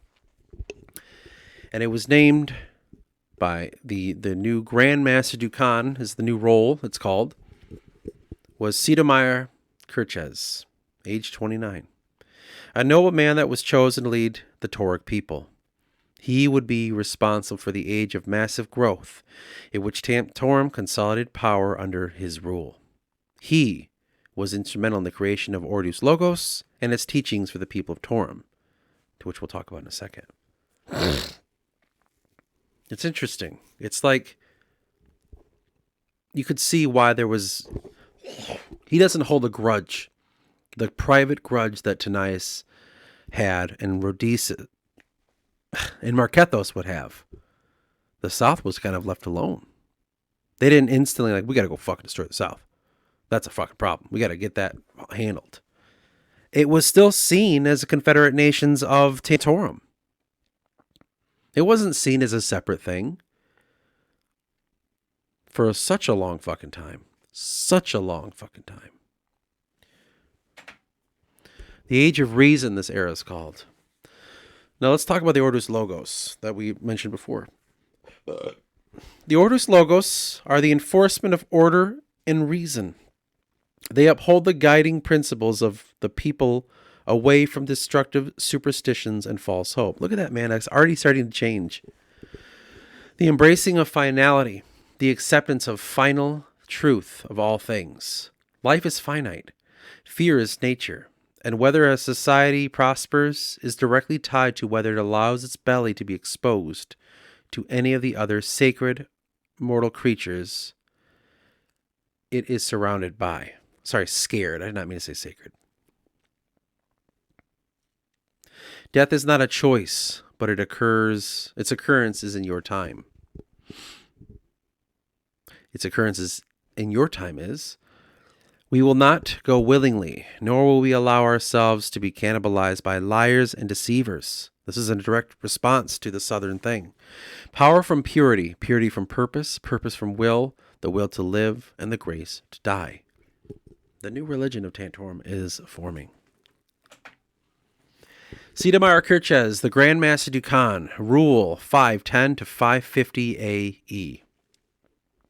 Since it was under the reign of 𝚃𝚌 that all of Tantorum will be unified and expanded, let us speak about the realms that will be absolved from the We're going to show the picture too. All the realms that he kind of made proper, right?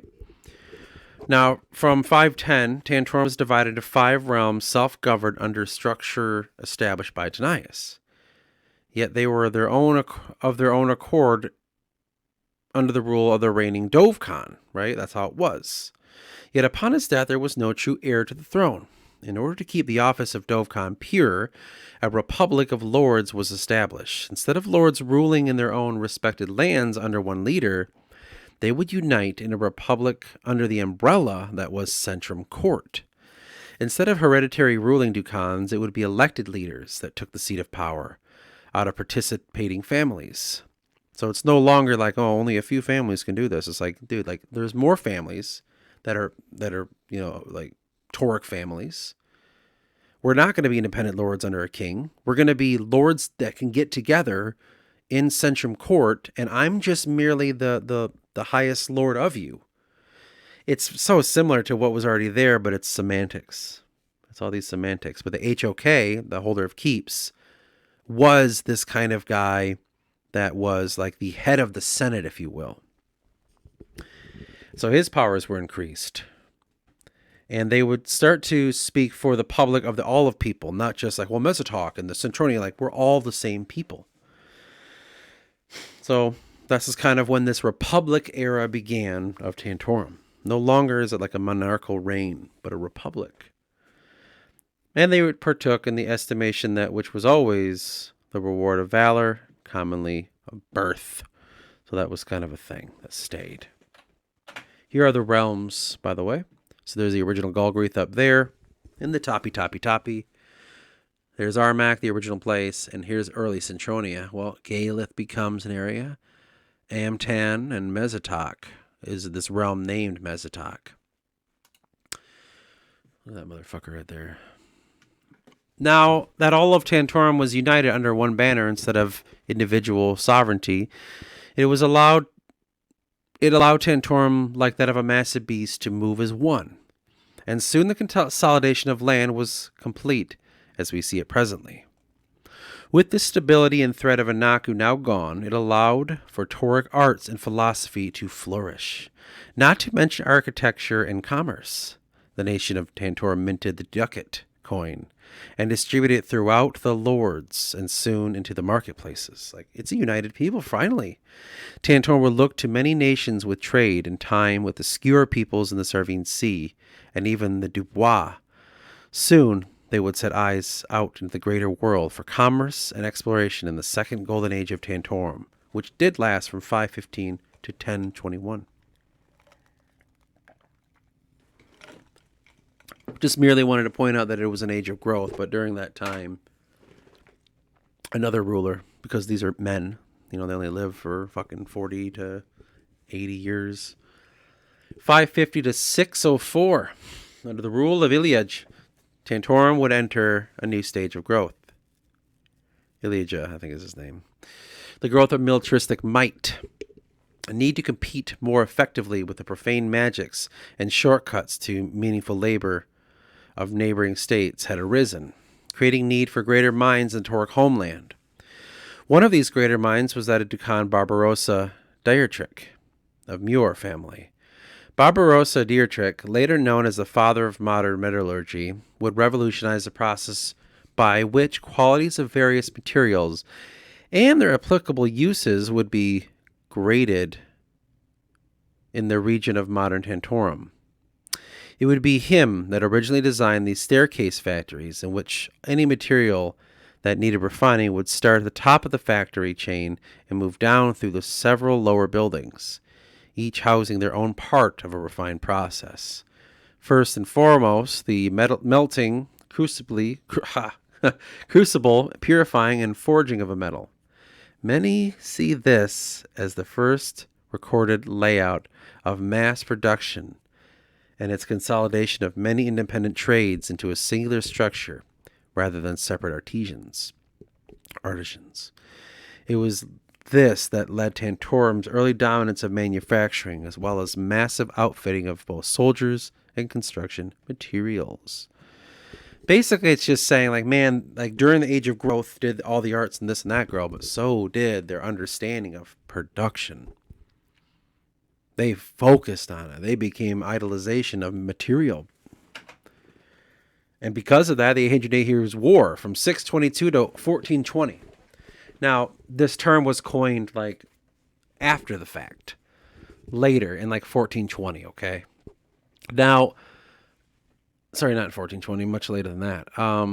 It was, so how as it says here, it was coined long after the waning year of 1420. In fact, it was the historian 𝚆𝚆𝚎 who saw this era as it was described, and we feel it only right to mention it in the histories. So they just wanted to mention this thing, and it was considered a Cold War, a period of geopolitical tension between Tantorum and Adrana and their respected allies.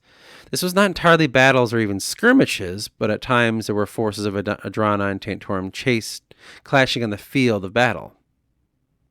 Sometimes. No, this era was more understanding of what it truly was to be an Aoman. Within the sphere of religion, the difference was divided between the two nations.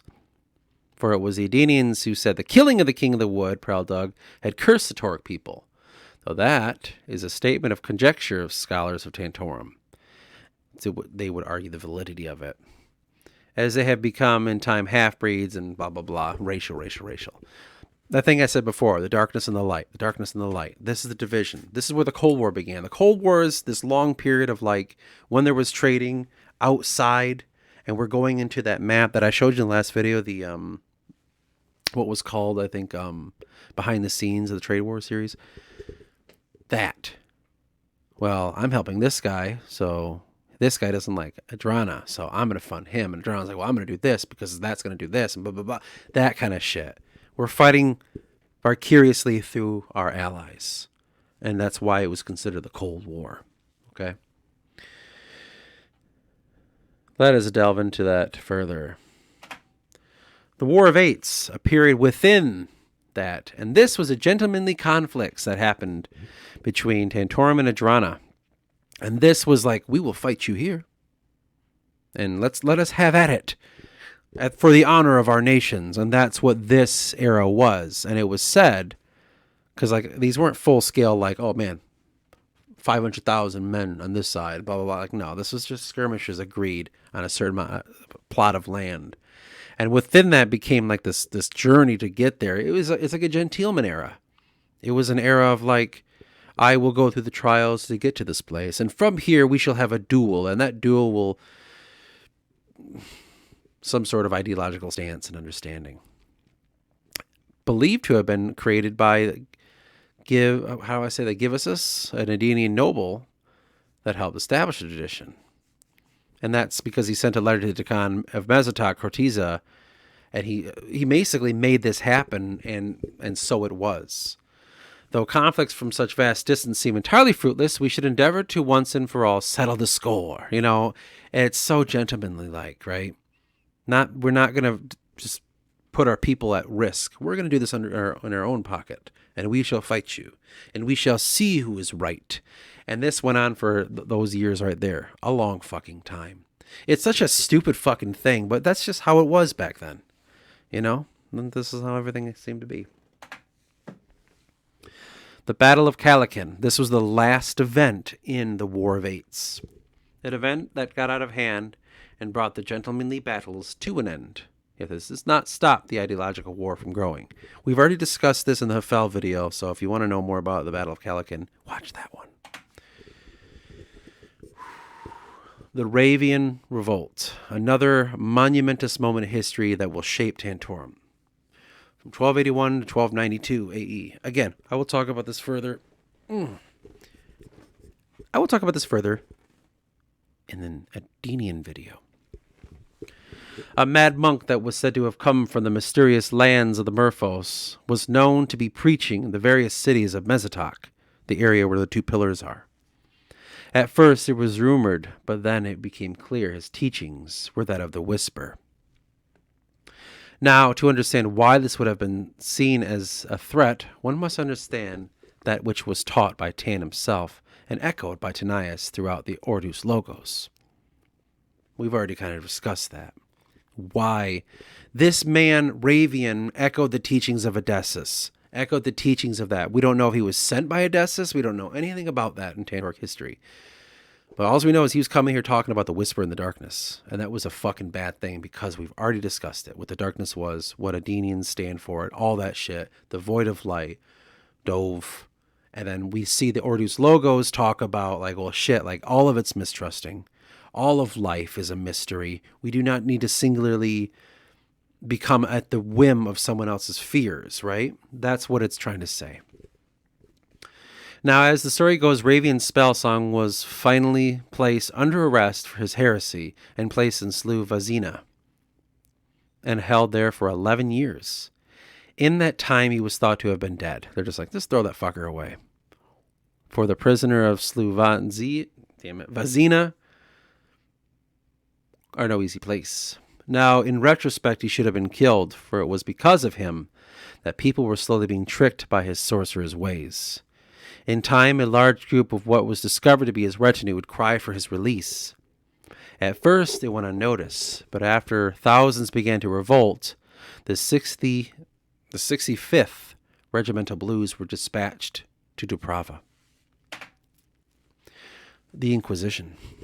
Soon anarchy was sweeping through the city, and it was threatened the large portions of the countryside. The High Dukan of Mesotok was instrumental in the immobilization of forces around the city, and soon the riots were subsided. Though in 1290, there were rumors that the clandestine were working once again. What the fuck are they doing? Though what was discovered would never have been dreamed by any. Even those with the most vivid imaginations. The emergence of clandestine some 846 years after the disbanding was shocking to say the least, but what was more shocking was they claimed to be followers of Ṛavian. It would appear his words did not cease once he was imprisoned. And when the 𝚿𝚛𝚎𝚎 was brought to it was brought to his attention, he knew he had to destroy this fast. He would send some 4,000 troops to occupy the city, and along Duke Rave, they began to purge the city of darkness. The only issue was these hidden members were much deeper in locals than previously thought, even in the sphere of the local politics. The Inquisition there, you can kind of see like the picture of what happened and what will come. The second Battle of Falkor Hill. Weird, huh? 1306. That's where Ravian retreated to. And he was believed to have been killed there. But a lot of the followers of Ravian dispersed from the desert, to which it was sent dead and dusted. But we don't know if that really... I will go into it further. I'm just letting you know. Ravian was fucking freed from prison. He and his followers fled the Merfolk, echoing 𝚿𝚛𝚎𝚎. Echoing 𝚿𝚛𝚎𝚎, they sent after him and fought another fucking battle in that same area. But they thought Ravian was killed. His people were dispersed while they'd wander the desert and die. They have no leader. Done and dusted on that one. And so they walked away. I'm going to talk about this further in the Adenian video, so I don't want to go into this right now. Just because it's like you'd have knowledge of an Adenian is what I'm trying to say. If I skip that, it's like, how would the Tantoric people? Like, they don't. So we're not going to talk about it. Whew. We have like 10 more slides to go. So we're almost there. The rise of the Mesotonic order and the increasing threat of magic in 1308. So, this order was created in response to the growing darkness as well as the clandestine rise. That picture we saw previous, here's the Mesotonic order. After the quelling of Ravian revolts and the expelling of all dark forces, 𝚆𝚆, which is one of the biggest cities in Mesotok, was once again under the control of Tantoric forces. Though it was clear the city and its surrounding settlements had become tainted by dark magic of Ravian. The whole whisper shit, the whole 𝚿𝚛𝚎𝚎 stuff. This was cause for alarm, as the influence of darkness could destroy the years of building done by the countless grandmasters and the people under his might. It was looked at like an infection, and it began with those followers of Ravian. Now, they were magic-wielding people. Well, that was a problem. We have to get rid of the magic-wielding people, because it's connected to the 𝚿𝚛𝚎𝚎, it's connected to the 𝚘𝚘𝚎, it's connected to everything we've been taught that was bad. We got to get rid of it. And as the Ordo's logo would teach its peoples, it was born of the whisper, the being of lies, and it could not be tolerated. So, the knights officially outlawed magic. This is what magic is. In the eyes of Adrana, magic is something different, but in the eyes of Tantorum, magic is a fucking curse that was given to 𝚿𝚛𝚎𝚎, and he spread it, and now it's trying to come back, and we have to fucking destroy it. This is a curse. Magic is outlawed. Now, how would they do this? Well, they would use the Mesotonic knights. These knights were under the Devonic order, the Dove priests, and they basically purged and searched everywhere within the realm of Tantorum and imprisoned all who were guilty of magic, witchcraft. And from that point, people were tortured, people were killed, like that picture I showed a couple back. You know, what do they do to the magic users? That. They fucking burned them. Magic to Tantorum is witchcraft. Magic to Adrana is a great thing that wizards have, and we can do spells and all that.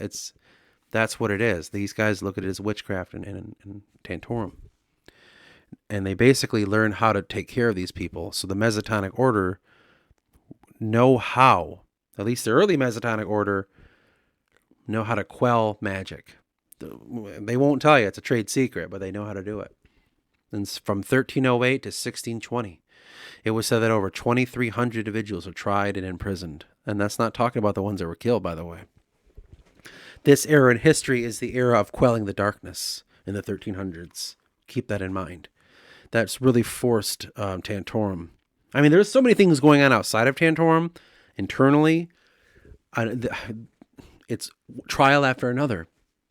And this is a testing of faith. You know, like think about it like that. Like this is testing the faith of the Tantoric people. We've been through the 𝚿𝚛𝚎𝚎 thing. We've been through the betrayal of Rhodesis. We've been through like the encounters with the Anaku. We've dealt with all this shit, and it tries to come back, and we dispel it again. We are stronger than the darkness. We are the people of the world. We don't need another being telling us this and that. Dove will always keep them safe, but they don't idolize Dove like they used to. But they always know that he is not any of those things. And so they go further into history, and they basically identify themselves separate, and mankind is its own thing. Ajrana is this blaspheming thing out in the beyond the desert, and there will be a threat, but it's too risky to just send out to full-scale war. It's too much of a risk. We can't do that. And so from within our country, that's what we can control. We will not be at the whim of others, but we will be at the whim of ourselves. We are our own enemy. So if we handle everything internally, that is how we stay alive. That is how our nation flourishes. And then another issue happens. The War of Secession, 1297 to 1307. This all will kind of coalesce into an arcing story, by the way. I'll go into it a little more. The realm of Cormannia was governed by Lord Atropos, to which he had running like a well-oiled machine. For that land was rich in cuve, as well as the desired mirewood. This is a place that's in the, it's a realm that was considered the Valen realm, but they took it over. Now, it became part of Tantorum. It was a growing concern to him that the Valandi people, who made up 79% of the population, were growing resentful towards their occupiers. Some would say it was led by a Valandi named 𝚘𝚘. Now, the crisis of Cormannia was an event that would kick off a chain of events that would lead to the seceding from Tantorum and into the realm of the Valens. This is just a place that Tantorum held near the Valens, and they seceded. They wanted to go back to being a Valandi people, not a Tantoric people.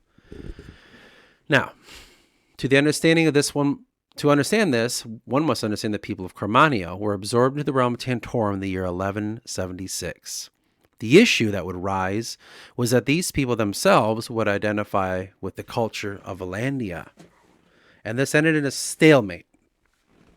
Yet Cormannia was then able to succeed. These events would grow in the coming years into a later defeating of Illyrians.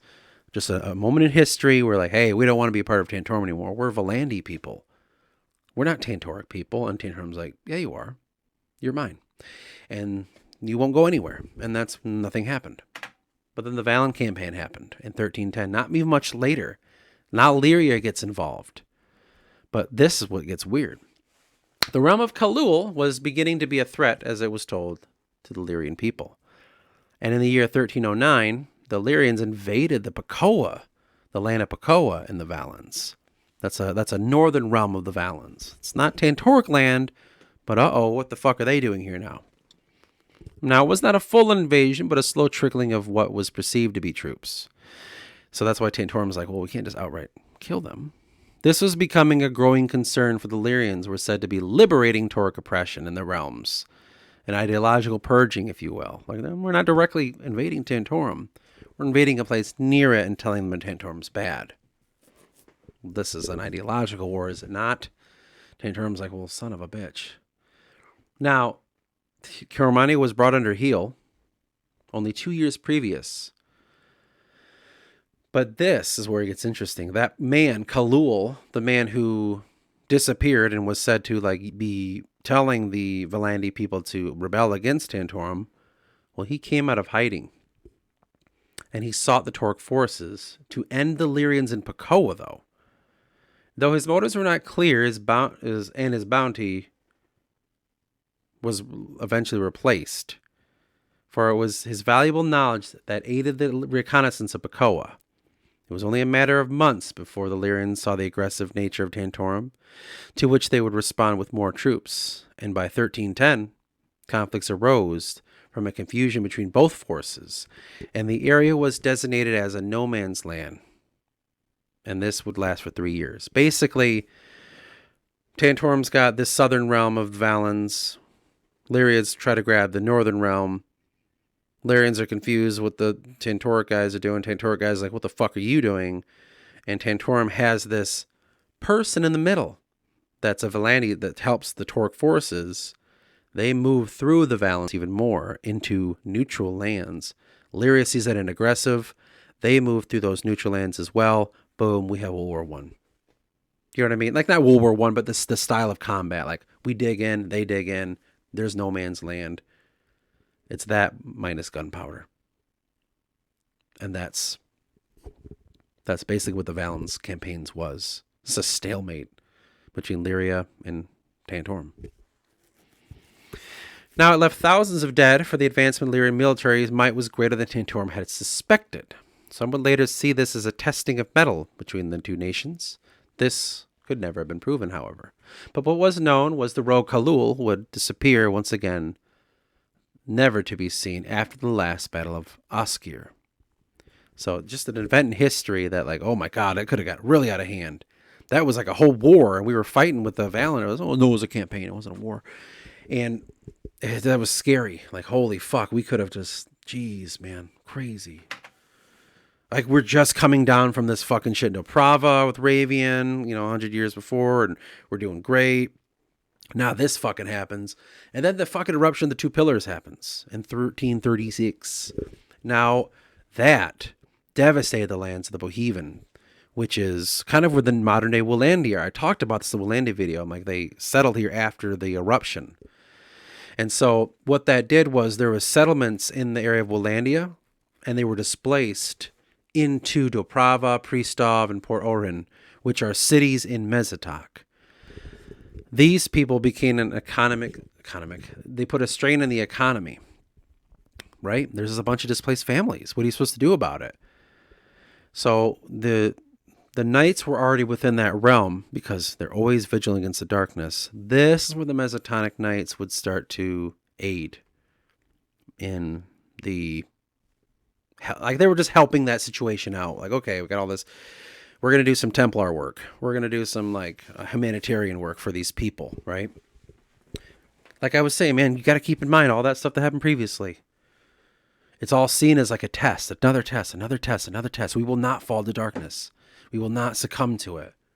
And there's some stories of the Mesotonic Knights here about their deeds.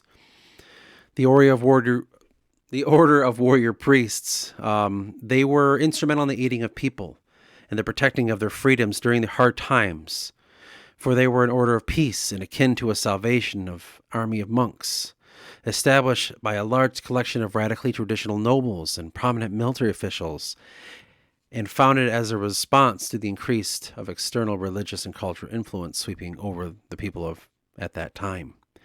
A need arose for a culturally Dukan unifier, a culturally purifying order. The knights took it upon themselves to push out invading influence from the lands of Tantorum. This is a nice way to say that they killed a bunch of people because they scared them. They strengthened the ideals that they believed their nation was built upon, such as nobility, duty, and a focus on one's familial name and its prominence. They would lead the charge on what was the citizenry would see as an act of reclamation, retribution, and sanctification in the coming years. These guys were looked at like, man, not only did they purge all those fucking force wielders, I don't know why I said it like that, all those magic wielders, but they also, like, they care about they care about the Tantoric people, as it's seen right here. Mesotonic orders are the Templars, man. They're the good guys. They're the good guys of the story. They're keeping the darkness out and protecting the people. And that's the main focus I want to have about them. I want that to be known with these people. And it's just key to understanding who the Mesotonic order is now to go further. But you can see that steadfastness that we talked about way at the beginning of this, of the Tauric people. The unwillingness to fall throughout, no matter what happens. A volcano, okay. The betrayal of brothers, or whatever. The almost crumbling of a nation to darkness, not at all. You know what I mean? They are resilient. They will always stand. Let's talk about another little crisis. Faraway lands. The Anura crisis. This is the trading from Tantorum all the way over here, like this. It's like an outside nation called Anura. We will go into that more during the trade war. As Tantorum had grown into a full-fledged nation, they would surpass all in the art of shipmaking and sea travel. Many years of merchant sailing the waters and trade with nations of Elandria and the Sker peoples of Sarveen had hardened these sailors and strengthened the reach of Tantorum. Though the politics would soon grow as well when the Elandrian nation of Anura would fall almost to ruin as their last king would perish and his kingdom would break apart into 4 warring states vying for power. This is just something that shouldn't really have concerned Tantorum. Tantorum's trading beyond the Mesosar Channel into the down here the Sarveen Sea and the Epirian Sea up here. The northern states of the Drea Bay would fight control for that bay, and this was a control for North Anura itself, and that control would threaten Tauric assets in that area. This is kind of like, oh, for God's sake, something else now. Tantorum was trading with the southern islands of Anura during this time, which the islands are as follows: Guli Guli, Tudui, Zin, Fluma, and Shulia.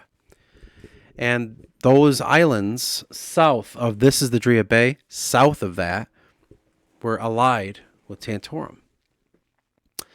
And they were trading with the peninsula states of Palpas. And I'll show you in the next slide the picture of the place. And this is kind of just keep in mind, this is a place they were trading.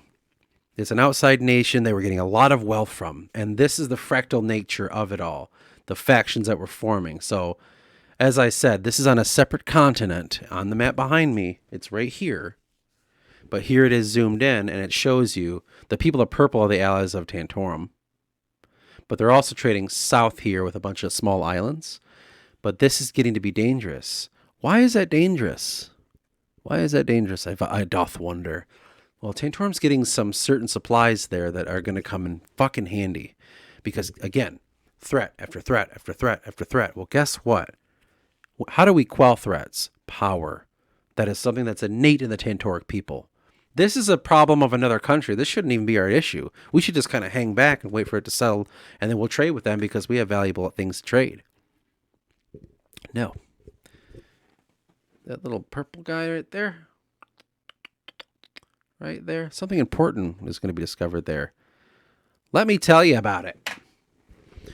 It was a fragile situation to leave to chance. And that was when alongside trade vessel ships were accompanied them. So it's like, okay, Tantorum's increasing their vessels that they have there just to make sure that we're safe, that no one tries to pull anything crazy here. In time, the states of Anura Peninsula would seek Tauric protection, so those people in purple. And it would behoove Tantorum to quell the warring states and bolster one of their choice, because they can make it a puppet state. Wait, what is the point? Okay. Now, officially, the involvement of Tantorum in Anura was based purely on trade, for Anura traded goods of medicinal purposes and grains and vast supplies. It was deemed a national risk letting this rich land fall into the hands of petty warlords. So soon the Tauric forces would be sent to aid the taking of Anura by the Gaphites, who would in time take the seat of power thanks to Tauric backing. The outcome of the conflict was Tauric puppet state of Anura had been established, and there for trade was once again in full speed. After the end of the conflict in 1353, Tantorum would be acquiring a valuable trade partner in the nations of Elandria. Little civil war was going on. Tantoric funded it very much like, like a puppet state, and they established that to continue the trade. This is just like an outside thing I wanted to talk about. It's not like it is part of the story of Tantorum, but it is like this is just an event. I can't ignore that. Like there was an issue with a faraway land. We were trading with them. We decided to dip our fingers in there and cause the outcome. And now we have a puppet state called the Anura Minor. Then a little bit later, the Mesotaga ended to the south. Okay. Tumultuous times indeed, right? Tantoric's history is full of this shit. Now, in the year 1357, the Tauric invasion of the southern kingdoms officially began with the displaced people of the Lesser Pillars eruption in 1336. They're like, hey man, 1336, all these peoples, we found a way. We'll go south. These new peoples will go south. Tantorum had called upon his people and spoke of lands ripe for the taking in the name of Tan. It was well known that Tantorum people had dwelled there for a long time, and for far too long they were in the shadow of the Tauric democracy. So, in the year 1357, vast amounts of people would be moved in what would be called 𝚃𝚎𝚎. Though first, the Mesotonic Knights would be sent to quell any resistance to this call. So the protectors of people went over to protect the people. And that picture below, you can see what fucking might have happened. Though all southern kingdoms would eventually be subject to the father nation, 𝚃𝚎𝚎 suffered the worst under their boot. A short 7-year resistance was made before 𝚿𝚛𝚎𝚕𝚞𝚍 formally surrendered to the Tauric invaders in 1357. In exchange for the retention of his kingship and 𝚃𝚎𝚎 governance and structure, but now paying a hefty tax to the father nation in a form of resources, money, and manpower. In this time, the metropolitan and mercantile hubs of 𝚃𝚎𝚎 greatly expanded, now doubling as manufacturing hubs for the Tauric Empire. These Tauric people, they're not even Tauric people, these Tannic people fell under the reign of Tauric finally in 1350 because they'd sent Tauric people within there, the displaced people. They got the south under control for a little bit. But again, an event in history, but I wanted to talk about this right here around 𝚃𝚊𝚛𝚎 in 1434. So for a long, long time, there was an understanding this 𝚃𝚊𝚛𝚎 was some sort of, is a different type of magic. This is a different magic. Now, in the year 1434, the invention was discovered merely by accident that would set Tantorum apart from all in their time. One that would take 58 years after the discovery to finally be used in the fields of battle. Bronze 𝚃𝚊𝚛𝚎 was discovered by the 𝚃𝚛𝚎𝚎 in Alandria and used for many long years as fireworks. Though when 𝚆𝚆𝚛𝚎 took this invent and brought it back to Tantorum, he would work for many tireless years in honing this, and eventually he would have the first explosive arrows in the year 1454.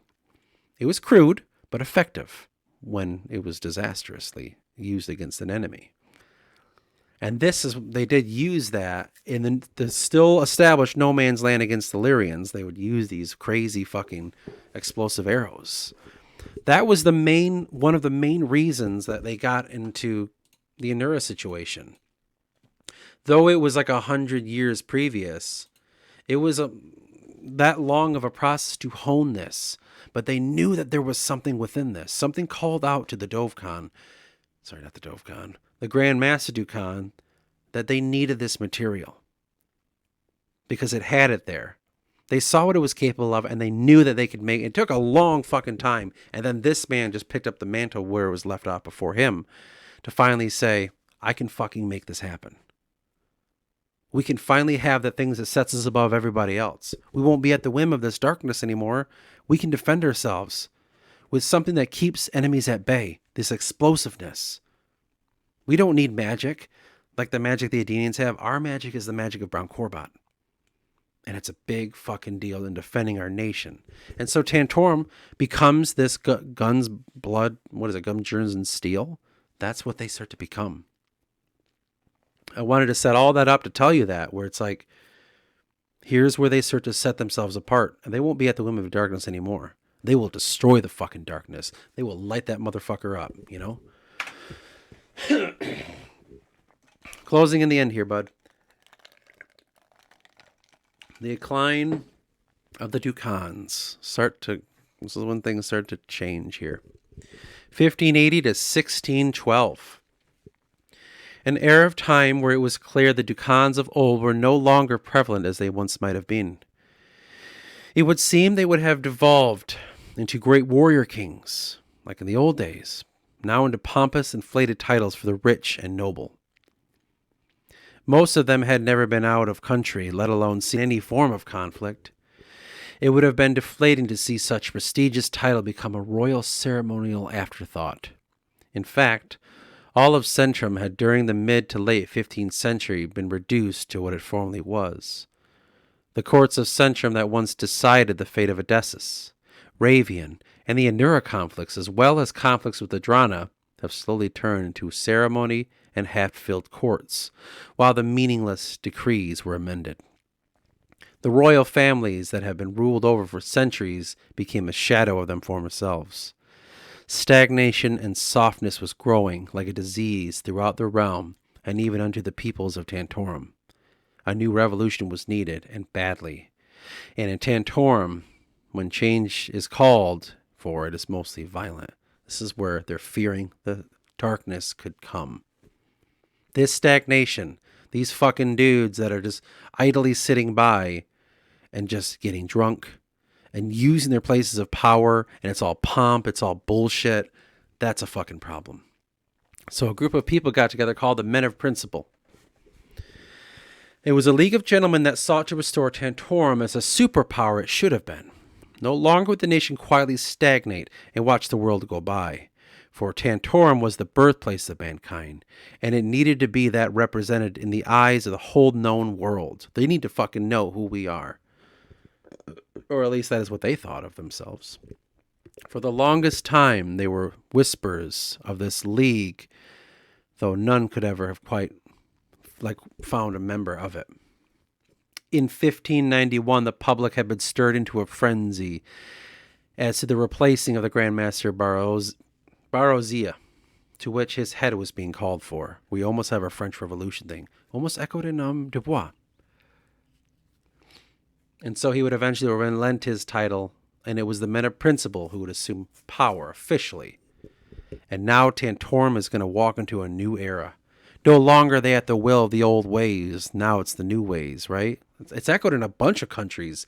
But for them, the decline of the Dukan, these pompous motherfuckers sitting around like they're just going to bring darkness upon us. And they have to be taken care of. So they established the Chancellery. 1592. Weakness was replaced by resolve. Stagnation replaced with determination, and centrum was shed of its broken and misguided. The Chancellery was headed by Emir 𝚃𝚎𝚎, and his league of principle would slowly pour into the aspects of state, all of it. Soon the rule of the Dukan was merely landholders and generals. Though they lost the power of external affairs, they were still granted powers of state, or in accordance to their respective realms. This would mean the face that which looks into the world would be that of the hyperconservative seekers of truth and autonomy. The Men of Principle would rule the courts of Tantorum. This league of men, these tea partiers, if you will. The Mesotonic Order regime. Okay, so 1612 to 1620. Another problem that needs to be handled. The Mesotonic Order, which had grown to such power and such height, began to eclipse the newly established 20-year Chancellery of Tantorum, the Men of Principle. This would be seen as a great threat in the hands of Torum, for if another civil war broke out, it could dispel doom. It was Lord Japheth D. Gearlor that became the greatest threat, though he was not outwardly against the chancellorship. He was, however, very vocal about his shame that was cast upon the Dukans. A shame that began with the old Grand Master. Now, Gearlor was not perceived as a great threat, for he was still a man of the people and a great soldier of the nation. However, when he was asked to relinquish the Mesotonic Knights and disband the aging order, he would quietly accept the command. But he would not, however, let go his power of the Order of Dukans, to which we stand today with a crumbling order on a decline. As of now, the Dukans are quietly being replaced with a stable form of governance. Gearlor he was a Mesotonic Knight. The Mesotonic Knights were a fucking threat, just like the Dukans were a threat. Once a protector of the people, the Dukans were. The Dukans protect the people, kept them safe from the darkness. Then they slowly became the darkness. They need to be destroyed. The Mesotonic Knights, created to protect the people from magic users, created to protect the people from threats, now became a threat because they themselves were falling to darkness and they need to be replaced. Ordos Logos was another fucking threat. This chancellery, these men of principle, were changing and just a whole facelift of what Tantorum is. They're changing all of it. Everything. Everything is a threat. Everything needs to be destroyed. The men of principle, it's like we have something going on here. All the things that Tantorum is built up to is protecting itself from the darkness. And sometimes, when they said in the past, that threat might be ourselves, well, the men of principle were not afraid to say, yeah, it might be. And so let's get rid of the 𝚿𝚛𝚎 stuff. Let's get rid of the Mesotonic order. Those are all threats. We need to work our way forward. We cannot stagnate. They take serious of that commandment from Tan way back in the day, that threat can be eternal too, and you have to face that. That's what they're doing with their nation. We're turning all that shit right off, and we're going to move forward. And a world of free trade is beyond us.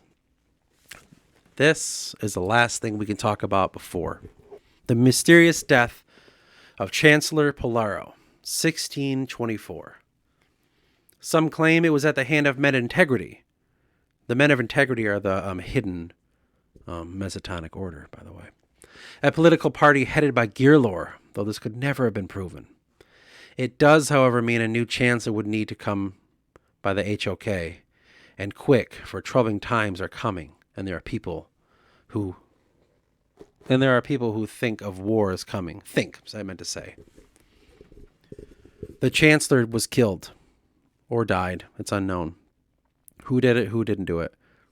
But they need to replace him quick because a time is coming. A time that will be marked later we know as the trade wars. But I wanted to paint that picture. And this has been the story of Tantorum. They fight against the darkness at every turn. At every turn, there's a threat of darkness, and they quell it. From the beginning, with Tan... God damn you. Why'd you ruin it? From the beginning with Tan and the fucking... what's the word I'm looking for? That disrupted me, I'm sorry. From... the Anakus leaving the forest, to the spreading of their nation and the Anakus in their way, to trying to destroy the 𝚿𝚛𝚎 situation, Rhodesis, those threats, the threats of, the Valens and the Lyrians, and the threats of the Inura situation, the Inura crisis, the threats of the eruption of the volcanoes. They always countered that threat with acts of enlightenment. And throughout their history, they flourished. They worked on the arts. They worked on establishing industry. They worked on this. They worked on that to make their people better. The foundation is got to be stable. The tenet of Tan, they did that, and while they dispelled all the darkness around them, sometimes in the later years that takes the darkness within ourselves. And so the 𝚿𝚛𝚎s were destroyed. They're disbanded, if you will, and kind of made lesser, I would say. Not disbanded, but made lesser of a role. 𝚃𝚎𝚎 didn't like that. One of the greatest 𝚿𝚛𝚎s. Then the Mesotonic order was seen as this threat because of their stagnation. 𝚃𝚎𝚎 didn't like that either. And so he, acting against the men of principle, formed the men of integrity, a secondary political group. The chancelloryship grown. That is the realm of the men of principle. Well, there's a new political party rising called the Men of Integrity. And from that point, the political rivalry begins inside of Tantorum. From the old ways to the new ways. And that's that. That's Tantorum in a nutshell.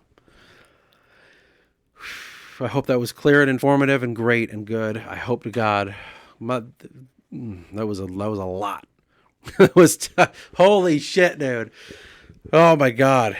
But yeah, there's Tantorum in a nutshell.